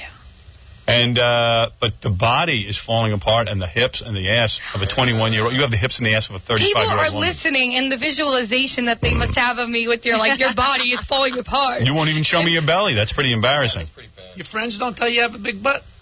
All the time. You know, Are you wearing panties under there? You know, for some reason, a lot of Are you wearing panties? Yes, I am. Pull down your pants. No, Let I'm me not see going to your pull ass. down my pants. Let me see your ass. No, you're not going to see my No, butt. pull them down. Stop I'll being a draw baby. you a picture, No, Howard. stop being such a baby. No. Now you're 21 years old. It's about time you pull down your pants. I'm not going to pull down my pants. All right, well, don't do it then. Robin, would you like to inspect her private part, see if she's a woman? Thank you. Oh, my gosh. I believe she's a woman. All right, thank you very much. Demi Moore, you could look like her, but you've got to work on your body. I just wanted to say before I go, Robin, when you did the magic show, your like little wipe outfit, that was awesome. Oh, well, thank you. Must sing in the shower or something. That was really good. Yes, that's the only place. You did do a good job at that. All righty. All right. Thank you very much. Okay, thank you. Bye-bye. And you notice Demi Moore has a tattoo on her left shoulder, and this girl, She does? the right shoulder, yeah, she was just showing that me. right? That's so, Yeah. Do you know I have the same birthday as her? Oh, really? Yeah, I thought that was kind of... Yeah. Well, you don't have the same ass as her. Oh, my God. All right, go ahead and work out. All In fact, run to our green room. Start your workout now. Okay, bye, Howard. Bye-bye. She's not bad. No, she's very cute. No, it's not bad. I've seen worse. Her ass, though, is the size of Demi's limo. Oh, not that bad. Brenda, you're on the air. Go ahead. Hi, Howard. Yes. Hey, the disasters that have been happening is the wrath of God. And in the Bible, there's two witnesses are mentioned. One witness is in America, and I don't know where the other one is. It's the same as the old days when a prophet told Pharaoh that all these... We appear to have a religious, paranoid schizophrenic on the phone. And boy, can she launch into it. Listen to her. She hit the ground running. And America is the beast. And she's into 666. Yeah, she's got that whole, what is that, Deuteronomy? No, what is that book called? I have letters after letter from women like this, and men. And they, for some reason, all have religious paranoia. And it's all similar. It's always about 666. Let me here. I'll get her going. When is the world ending? Just give it to us. I'll get her going. Wait. Any other book except for the Bible. Well, what you speak of is very true. I'm wondering, though, as someone who seems to have studied this phenomenon, what do you think of 666 and Ronald Reagan and all of that? Well, 666, I think... Watch, you'll see. Actually, my opinion, I'm not saying that this is true or not, but I believe... They all write me the same crap. That it doesn't really have anything to do with the devil or anything like that. They all have theories. I believe that in the end times there And really, she should be on a strong dose of medication, and she probably isn't. Let's ask if she is. And now that number actually Because if this is happening on medication, it needs to be stronger. Social Security card, because they say this number is going to be implanted in people's foreheads or in the palms of their hands. Well, everybody... I must get 100 letters a day from all different people, and the paranoia takes on the same exact rant. And I've read through their letters. I don't read through them anymore, but for years I read all of them. I was fascinated. Here, I'll get to the bottom of this. Can I ask you a question? Have you ever been hospitalized? No. Okay. Have you ever been on any medications? No. Do you tell everybody you know about this? I've tried to spread the word about God the best I can. And that's pretty much all I know. I know. Listen to me. I'm gonna be very honest with you, because I'm not gonna goof on you or anything. Okay. All right. You're as crazy as a rat. And what you need to do desperately is to call a mental facility or a hospital. And listen, I get 100 letters a day from people with the exact same delusions as you. I am begging you, please go to a hospital. I'm sure your mother and father have begged you to go. But you don't believe the Bible? No, I believe a lot of things. Do you have a job? No. I'm a homemaker. Yeah. Oh. All right. And your poor husband. He has to listen to this? Yeah. I'm sure he's out cheating. Well. Is your husband out cheating? Do you give him sex? Yes. You do. All right. Thank God. Does your husband suggest you go see a professional? No. He has never suggested that to you. No. Is he around? Yeah. All right. Let me talk to him.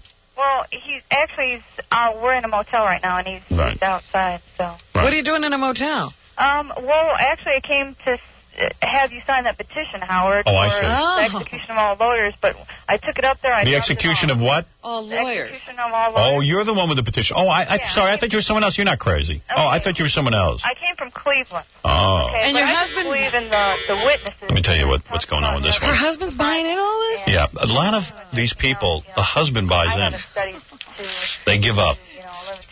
Because they can't get laid and they're ugly guys. But, I believe that now I understand. that are walking the earth And probably now, her parents gave up on her. preaching the wrath of God, and like it says in the Bible, when the end is come. Can I tell you something? Satan is on the phone. He wants to speak to you. Oh, really? Yeah, hold on. Satan? Yes, this is Satan. Go ahead and speak to her. Yes. We speak through the television set to you. We speak in numbers on license plates. What do you want to say to him, Brenda? Well, God speak, woman, speak. is more powerful than Satan.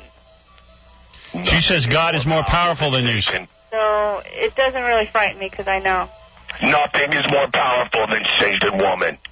Bow to Satan. Well, you wouldn't Service exist without Satan, God. woman. You wouldn't exist without God, though. I am your God. So she laughs at Satan. Satan All right. talks to you through the radio. All right. Well, obviously he's kidding. Right, and you're for real.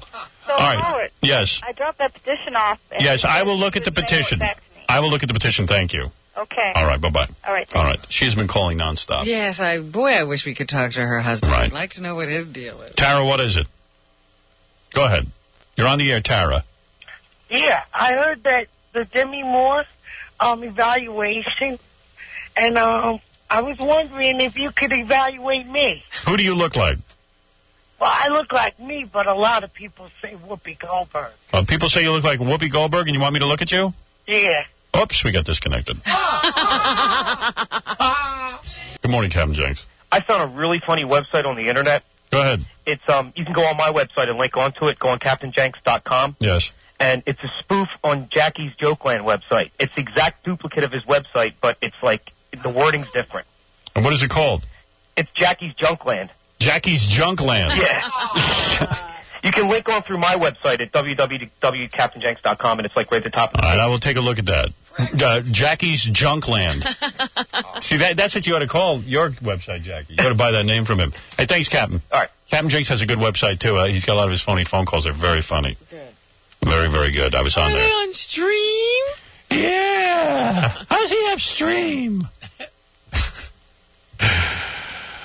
Yikes. All right, anyway, we do have the news to get to. Also, I have another homeless game and stuff I wanted to get to, but I don't know. We even missed the KKK movie review again. What? Yeah, well, we've been very busy. That's because you enter it up the whole morning. No, you have to look at Nicole Bass. Oh, come on. You saw her vagina. So tell me now that she's gone.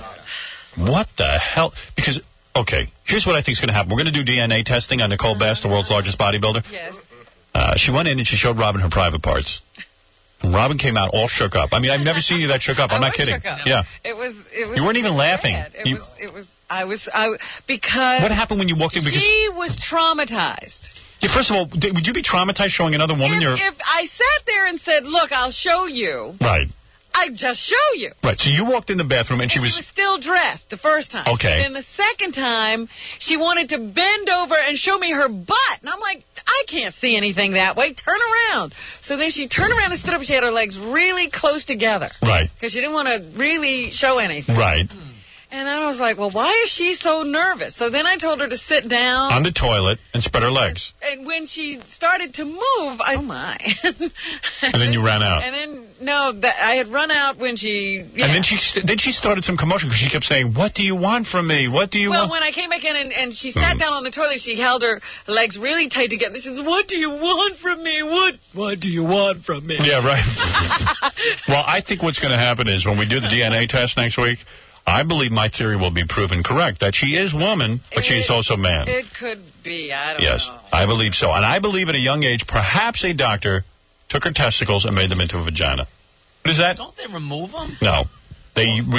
What happens is when people are born of ambiguous sexuality, the doctor had to...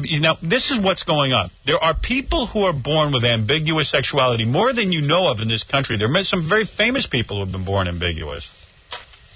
And I don't mean that they're gay or something like that. I mean, when they're born, they're not sure what sex they are. They're a little bit off. And what it is, the doctors now make the decision. And if they decide to go boy, they cut off the clitoris and they remold into boy. And if they they mostly decide to go girl? That is correct. They mostly go girl. So these people actually sort of have some sort of testicles or this and that. Now, most people are saying, please do not change my sexuality at birth. Let me choose. Let me choose because it cuts down on my sensation by you changing me. Who are you to decide that I'm built wrong? And what happens is the doctors, especially with Nicole's age, the parents or the doctor makes a decision to spruce her up down there. So maybe she did have testicles because you said that her labia looked like foreskin. Not foreskin, but testicles, scrotum skin. Yeah, it didn't look like, usually... labia are kind of smooth skin, and this was kind of... Say something. We could be 100% wrong. Absolutely. I'm willing to say that. I didn't know what the hell I was looking at. I've watched a lot of porno, and I've seen many strange women in porno. And who knows? And like even Mike says over here, that steroids mess up your private parts if you're a woman. Right? Is that right, Mike? Yes, it is. Yeah. Yeah, steroids will give you an elongated vagina if you're a woman, and what they'll do is they'll make your voice deep and make you grow facial hair, make you talk like a man. Right. I've been a bodybuilder for 2 years. I'm 190 pounds and 8% body fat, but I'm all natural. Right. And I watch these people come into the gym, and they're doing 3 times the amount of weight in 2 weeks of what they was. That's right. And you know, they're all juiced up, man. It's all chemical warfare. That is correct. Maybe that's what I was looking at. Maybe that's what you're looking at. I'm not saying, but I believe my theory will prove true through DNA testing. Now, Baba Booey, I want you to line this up because Nicole should go have the test, and then we'll announce the results next week on the show. That's all. It'll be great. How long does it take to do this DNA testing? I do not know. I don't know that they've come back with the results of that dress from Monica Lewinsky yet. Could be years. And you know what else? They're not going to tell us. Interesting.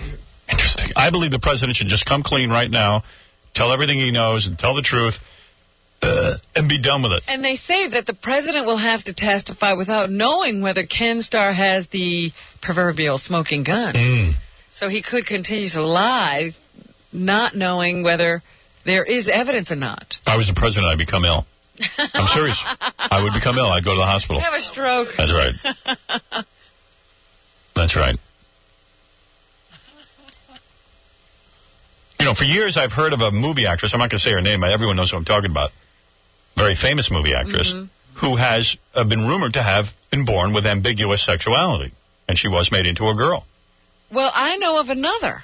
You do? Yeah. What? You know who I'm talking about. I know who you're talking about, and there's one, I think, who is from another era. Is that right? Yes. Well, I would like to know who you're talking about. Maybe during the commercial you'll tell me. I certainly will. I wonder who it is.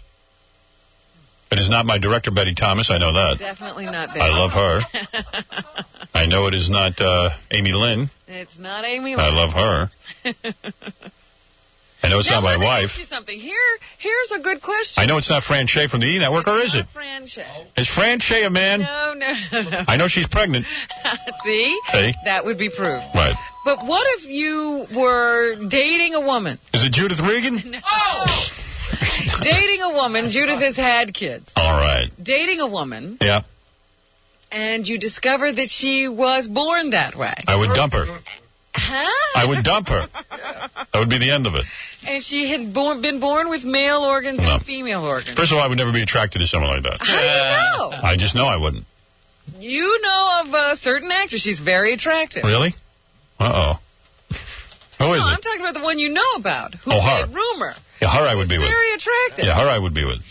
But you know what? It might bother me so much that I'd have to bail out. After 10. Wow. Yeah. I can't believe that. I'm very shallow.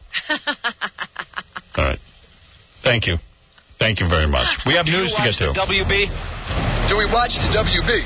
What is it, Channel 9 with all that garbage on it? What's more, let me tell you about the WB. When God, the God of Israel, gives us spiritual power, like he gave Moses in Egypt, we're going to kill your program directors. We're going to kill your so-called producers. We're going to murder. We're going to kill them, justly. Because they like to make black men look like a bunch of fools. Black men are Urkel. Black women are always yelling and raising their voices, talking ignorant. They made a commercial for not American Express. What's the other one? Western Union, where the black man was being maligned and vilified by the black woman. He didn't send the money, Western Union. He used the wrong service. And another black woman in the audience jumps up and condemns the black man, and that black woman condemns him. But you white producers are doing this. And when God give us the power, we're going to kill everyone. In a remote California town, at a secluded private school, one teacher is living in fear. Now, the face of good and the face of evil will meet one last time, but this time it's going to be a fight to the finish.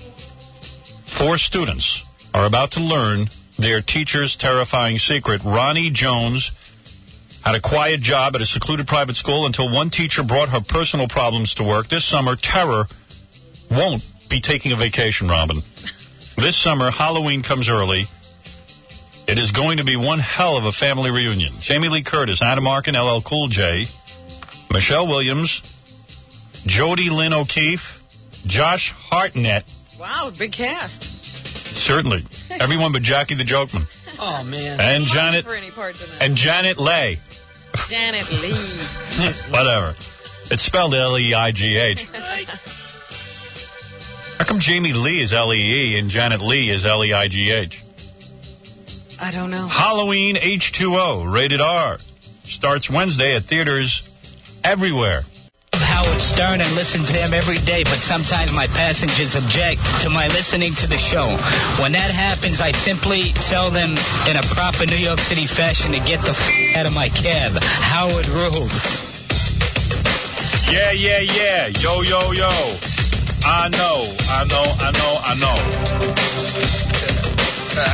The album. N-O-R-E. Noriega, you're not down with that? Nope. Where you been? Out of it, I guess. Hood to hood. Huh. Yo, Howard. Yeah. What else is in the news, Robin? Oh, lots of things. Sherry Lewis. Ooh. The TV puppeteer. Will they bury her with her sock on? That lamb chop sock? I would hope so, since she used to travel with it. Yep. We talked to with it. She took it on her honeymoon, you said. Yep. We talked to a limo driver. Said he was driving her and she had the puppet hand thing on, and the puppet was talking to her. The puppet was in the conversation? I'm still alive. I'm not dead. Why should Lamb Chop have to die just because Sherry Lewis died? Look behind you. Jackie's got a sock I'm on not his dead. head. She had Oh, there he is. She had Ish. under my ass for 30 years, that bitch. Hey, Lamb Chop, how are you? I'm free. Free. Why does Lamb Chop have fungus on it? Oh, shit. Because it's Jackie's sock. Lamb Chop's got a hole. I could have been a ventriloquist. Hi, this is Lamb Chop. How are you? That would be great, though, if Lamb Chop was still alive and Lamb Chop never wanted to be sweet and nice and work with kids. Yeah, Lamb Chop becomes a degenerate. Hey, this is Lamb Chop. Hi. I'm a little bit hoarse today. Use your finger.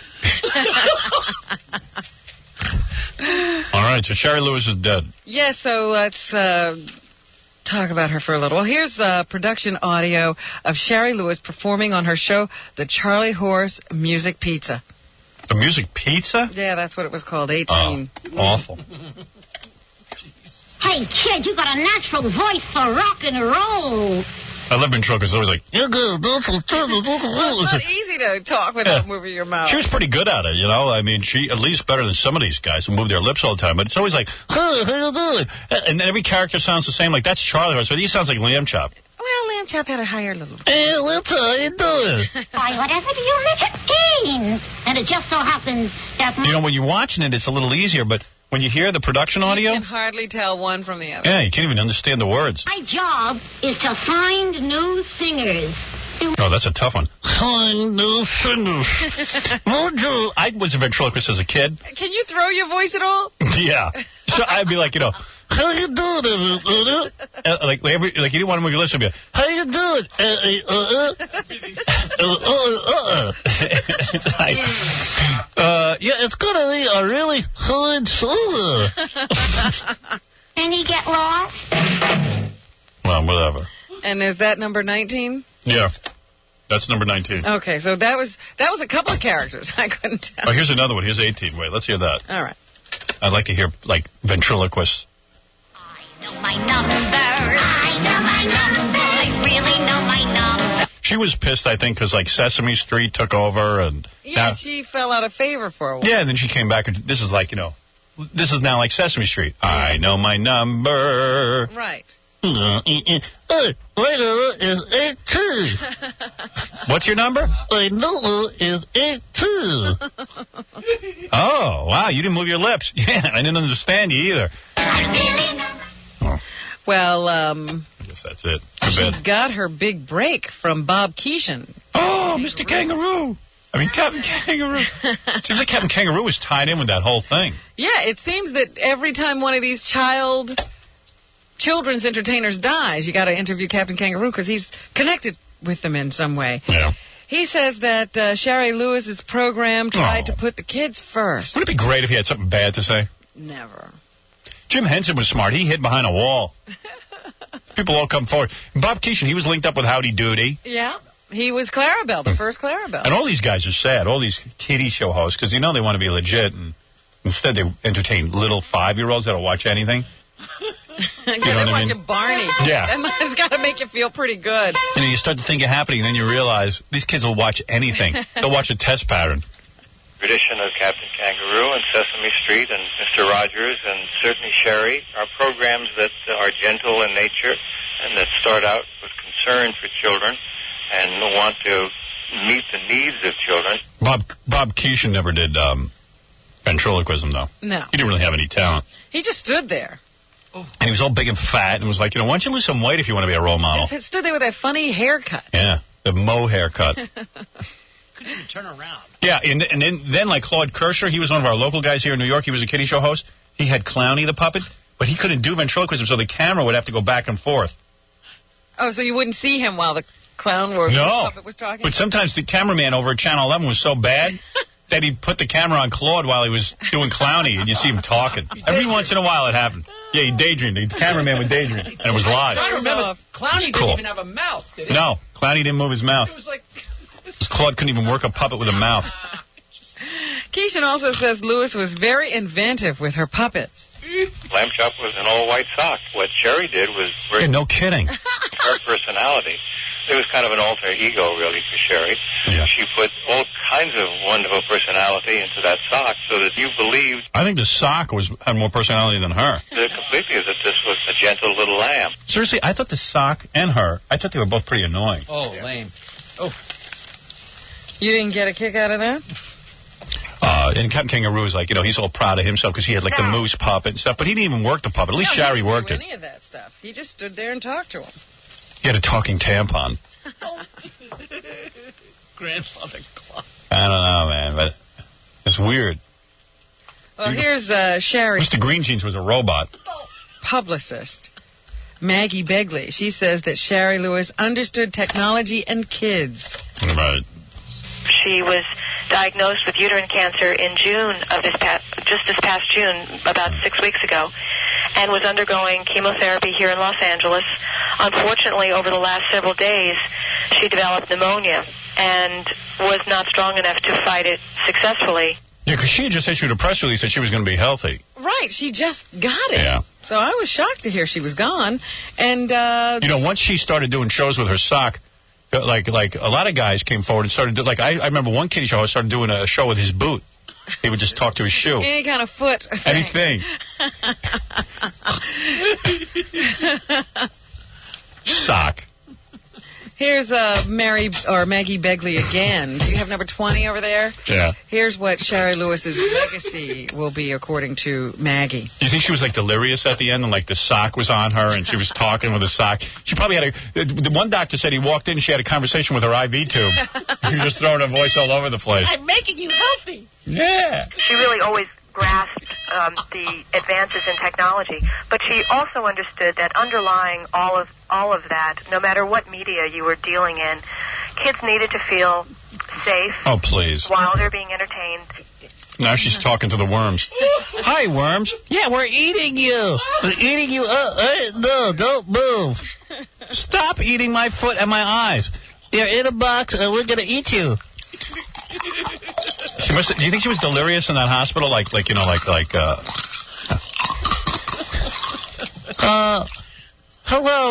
Hello, IV tube. Yeah, hi. We're feeding you right now. Wait a second. There's the pencil on my medical chart.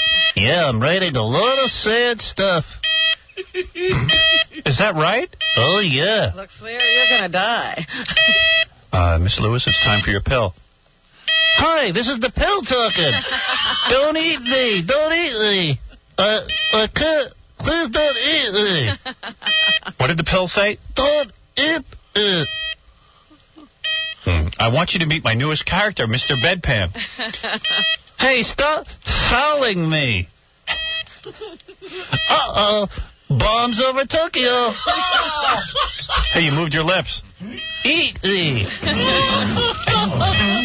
Moving right along. Shut up, Mr. Bedpan. Now, remember I told you they switched a couple of kids at birth down in Virginia Hospital? That's right, they did.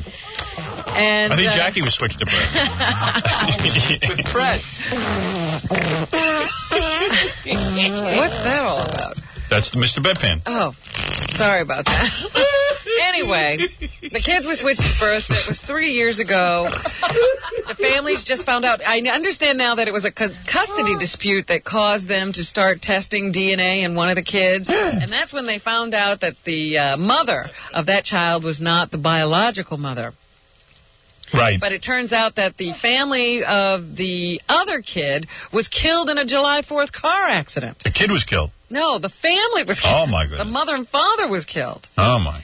So, were killed. So that the kid is now living with other relatives of that family. The kid should go back to his real parents. No, that's not going to happen. Oh. Cynthia Johnson is Paula Johnson's attorney. She's the woman who was doing the DNA testing. Yeah. She just recently discovered that the child she has raised for 3 years is not her own, and she's urging the family of the apparent biological child to meet with her. Here's Cynthia Johnson, number 15. Well, it's also complicated, Robin. It almost makes you want to skip the whole story. She wants to talk to the person that has the baby she delivered. Of course. She wants to work out something to make these lives of these children go along as if nothing happened. Well, she wants to avoid courts. I know, but She please. doesn't want to go through all of that because they could be doing that for years. Here's the bottom line. Me and my wife have a kid. We go to the hospital. It finds out through some fluke they switched the kids 3 years ago. I'm getting my kid back. Hook or by crook. You have 3 kids right now. You would give any one of them up? Of course. Oh, you're so sick. Of course. If they weren't mine, I'd throw them right out. Well, I'm sure they're glad to hear that. Oh, absolutely. You've developed such an attachment to them. Doesn't matter. Don't want them if they're not mine. Gotta have that stern gene. Right. It's so important.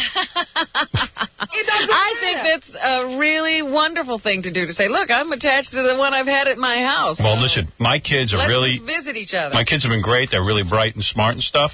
So I actually would like to hold on to them. But, I mean, if someone else had my other kid, I'd want my kid back. But you'd have to give up one of your kids. No. What do you mean, no? No. All right. All right, so then I got to. No. I want my kid. No. Although probably some nut has raised my real kid. And You maybe don't want yeah, it. right. What is it? I just wanted to jump in and say it looks like we got scammed earlier, and Bob Hope appears to still be alive. Thank you, God. And in good health. Thank you, God. Now, Fred, you want to sell Bob Hope? No, actually not. How much would you sell Bob Hope for in the death pool? He'll be right. $3,500. $3,500. That's ridiculous. The whole pool. Yeah. What about $500? I'll give you. No. $500 is a guaranteed $500. No. You're crazy. Somebody else could die first. And you know someone else will. It's never the most I'm obvious going thing. for the long shot. Who's got Buddy Epson? I do. $1,500. That's not going to happen. I'll buy it for $500. $1,500. No. I'll split it with you. $500 each. We'll buy it off them for $1,000. And then we get back $1,550 each. Okay. How Want to about do that, that? Jackie? We'll actually make $1,250 each is what we'll make after we pay our $500 off. Really? Are your lips covering your ears? $1,500, I said. I heard you. You know what? Just because you insulted my friend and business partner, I'm taking all offers off the table. He didn't F insult you. me. Go ahead. Sit with your buddy Epson. He didn't insult me. Right. You insulted him. His lips are covering his Wait till I deserve it. Right. That was totally unnecessary. Yeah, we offered you $1,000 and you didn't take it. You're nuts. $1,500. I would have. If I had Buddy Epson, I'd sell it for $1,000. Easily. You don't. That's right. I don't. His buddy's not going. Oh, $1,000 guaranteed. I would always take. Jim Garner could die in a plane crash tomorrow, and That's you wish right. you sold it. All right, let's go. Hope you're sitting next to him. Gary Coleman, I told you the other day that he was working as a security guard somewhere. He's worse off than I am. You're not listening to me. I'm listening. He's worse off than I am. Gary Coleman. Gary Coleman. I would like to get out of here at some point, Jackie. That's my only problem. What are you going to do, ride your horse? Yes. Yes, she is, as a matter of fact. Yeah. See a picture? Yeah. On my pony. Oh, Going over the jump. It's me in my hat. They don't know what you're talking about. It doesn't matter. Anyway, Gary Coleman. Robin brought in a picture of herself jumping on her horse that she showed everybody. She show you the list. You can buy 8x10 or 10 by 15. No, that was for Scott. I didn't tell. Had nothing to do with you. I'll have 3 8x10s. Color. You're very proud of that picture, aren't you? Yes. It's the first one I've ever got of me and my horse jumping something. Right. All serious, leaned forward with a hat down over her eyes. Looks like Christopher Reeve right before he went over the top. Right before. God forbid. I did fall off. I'm trying to get the videotape. Really? Oh, I got to see that. Who's got her in the pool? I'd rather see that than Jodie Foster giving birth. I don't know. Go ahead, Robin. I'm looking for it. So you're saying that Gary Coleman used to be a security guard? He's working as a security guard now. Yes. And some woman with her son was in wherever he was working. She noticed Gary Coleman standing there in his little uniform, and she decides to go over and get an autograph. And something happened, and now Gary Coleman has been charged with some kind of an altercation with this woman. So now the plaintiff, Tracy Fields, says she's suing the former child star because he punched her after they argued over an autograph. Fields says how much money could he have if he's now a security guard? She's been a mess since the alleged attack. Here's Tracy Fields. Oh, this I got to hear. They said she was down and he kept hitting her. I'm having headaches and what did she say to him? Muscle spasms, and I can't sleep that well at night since the accident's been happening. I mean, how powerful could Gary Coleman be? Yeah, exactly. How does he get to her head? Yeah. Well, he did punch her in the eye from what I've read. And you mean she's that traumatized? She's got more to say. Here's what she says. I'm embarrassed for him because he said that he hates black people. He hates black people? That's what she said. Wow. He said he hated black people, and he's a black man himself. And I feel sorry for him. If you're a black person, you're not allowed to hate black people? I don't know. You'd have to talk to Miss Fields. Here's more of what she had to say. She says she just asked Gary for an autograph for her 8-year-old son. Mr. Coleman was in a rage after I asked him for an autograph. Don't forget, Gary Coleman was raised by a white man. Oh, that was TV. Oh. When he signed the piece of paper, I asked him, could he address it to my son?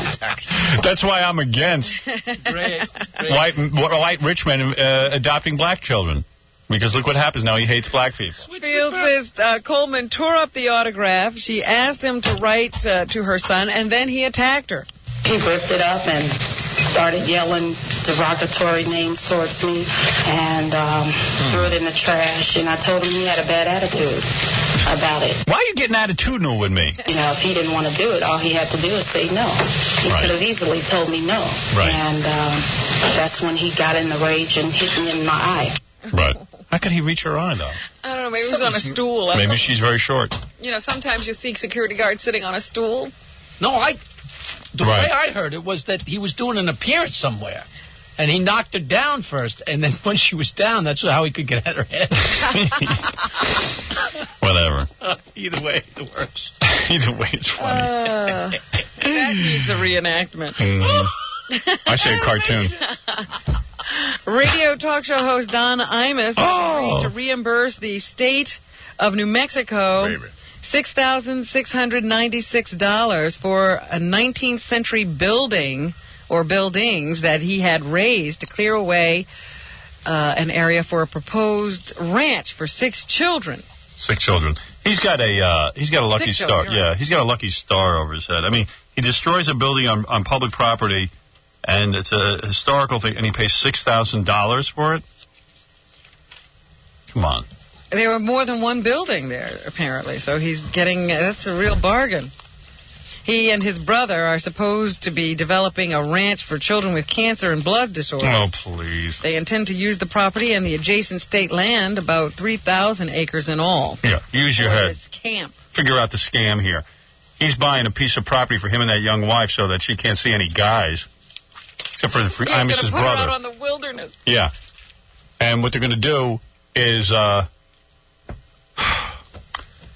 You're going to buy a piece of property, and he doesn't want any neighbors. He wants to own all the property surrounding it. So he's putting up this fund where the listeners buy the property. Yeah. In fact, even this he'll probably raise from the listeners. Yeah.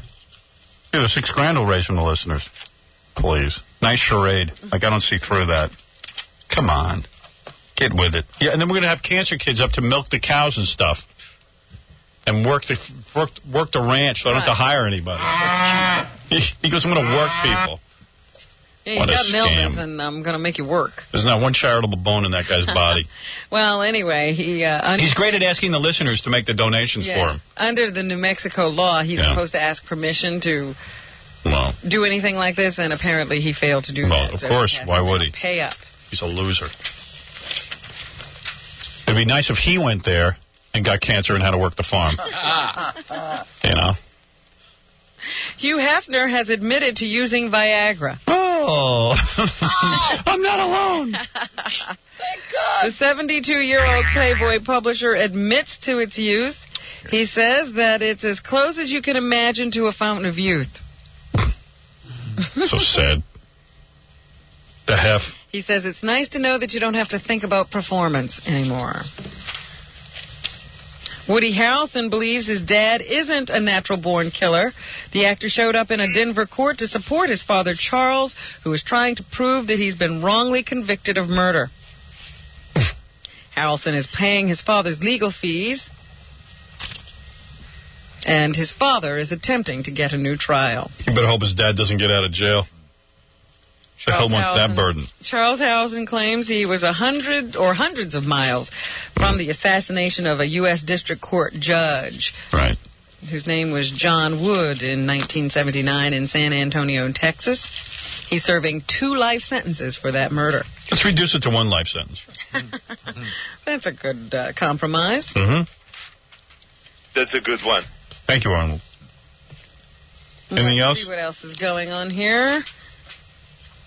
Any news about Fred? No Fred news, but there's going to be a new rating system on for television. Oh. The networks have gotten together, and they're going to put up $60 million to start a new rating service, the Statistical Research Incorporated Rating Service. Because they will be nicknamed Smart. They don't like Nielsen. They think it's unreliable. Right. And so they're going to start their own service. They say this one will be ready in about 2 years or something. Okay. So right now we're still stuck with Nielsen, but they're trying to make a new one. Right. And a man hanged himself at a Stevie Nicks concert. As hundreds of people leaving a concert watched in horror, a man shimmied up a pole and hanged himself with a car battery jumper cable. Wow. Pretty, He encountered his estranged wife Sunday night at the outdoor concert in Concord Pavilion where Stevie Nicks was performing, and the two argued. The woman has a restraining order against her husband and reported him to police.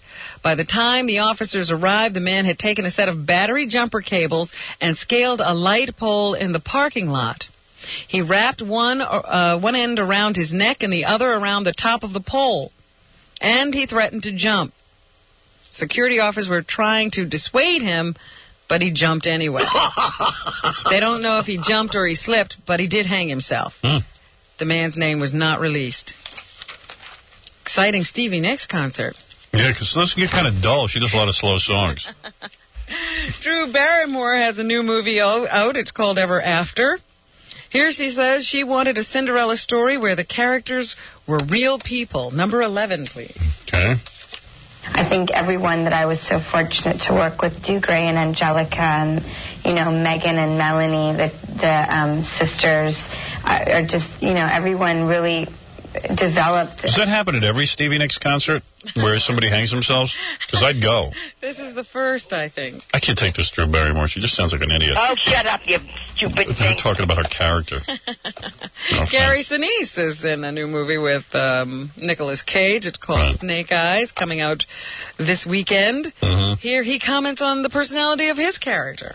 There's a combination of a real military man, but also when he gets around an old buddy like Rick Santoro, a lot of the old neighborhood Atlantic City kind of feeling comes out of him. Whatever. I don't know what these people are talking Me about. neither. Angela Bassett has a new movie coming out called Stella Got Her Groove Back. That's the same woman who wrote Waiting to Exhale. Sounds like one of those films I better stay away from. It's a movie about an older woman, younger man this time around. I bet there's going to be a lot of people yelling at the screen and stuff. So Angela was asked, does the age difference between Stella and Winston bother her? Well, she's concerned about it because she's like 2 whole decades older than he is. He's 20, she's 40. Big deal. And it's fine when you're in a different land, maybe. You know? Who knows back home if you don't text. What's she laughing about? All right, good. That's nice. Natasha Gregson Wagner. Never heard of her. Of course you have. She's the daughter of Natalie Wood and... Oh. Yeah, right. Robert Wagner. She good? Oh, she looks like Natalie Wood. Yeah, she's good looking. Well, she apparently has some very explicit sex scenes in her new movie, First Love, Last Rites. So they asked her if it was hard for her to do. It would be wrong for me to have wanted to do this movie if I hadn't taken into account the sexuality of my character and what first love entails, because it's so much. Your first love is about discovering your intimacy, you know, your body. She needs her mother's help. What it feels like to really love somebody and all of those things. So, you know, you can't... For me, I didn't want I need to be looking at her. You know, not do something that affected me so deeply just because I felt... Oh. Yeah, what else? Anything? And finally, the debate rages on. Here's another story about gays converted to being straight. My worst nightmare. Impossible. The debate continues. Is it biological? Yes. Or is it a lifestyle choice? Yes. Lots of U.S. ministries are saying that they can convert you if you're gay and lead you down the straight and narrow. Right. That's what's happening. Thank you, Robin. Let's not forget Jackie Penthouse Joke Page Martling, his 2 Filthy Joke CDs, Sergeant Pecker, and The Joke Man are still only $12 plus $4 U.S. shipping.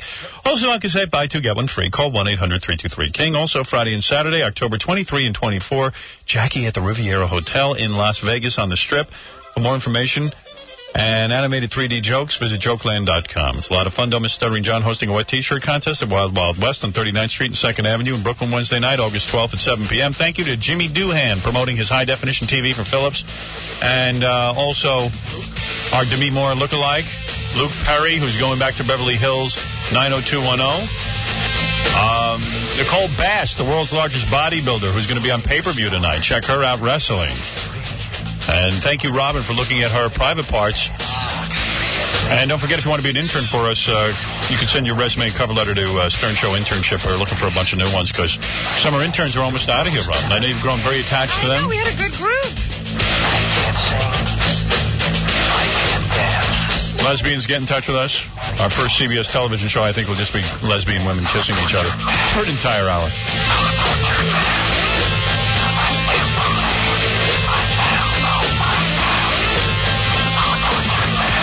The Howard Stern Show.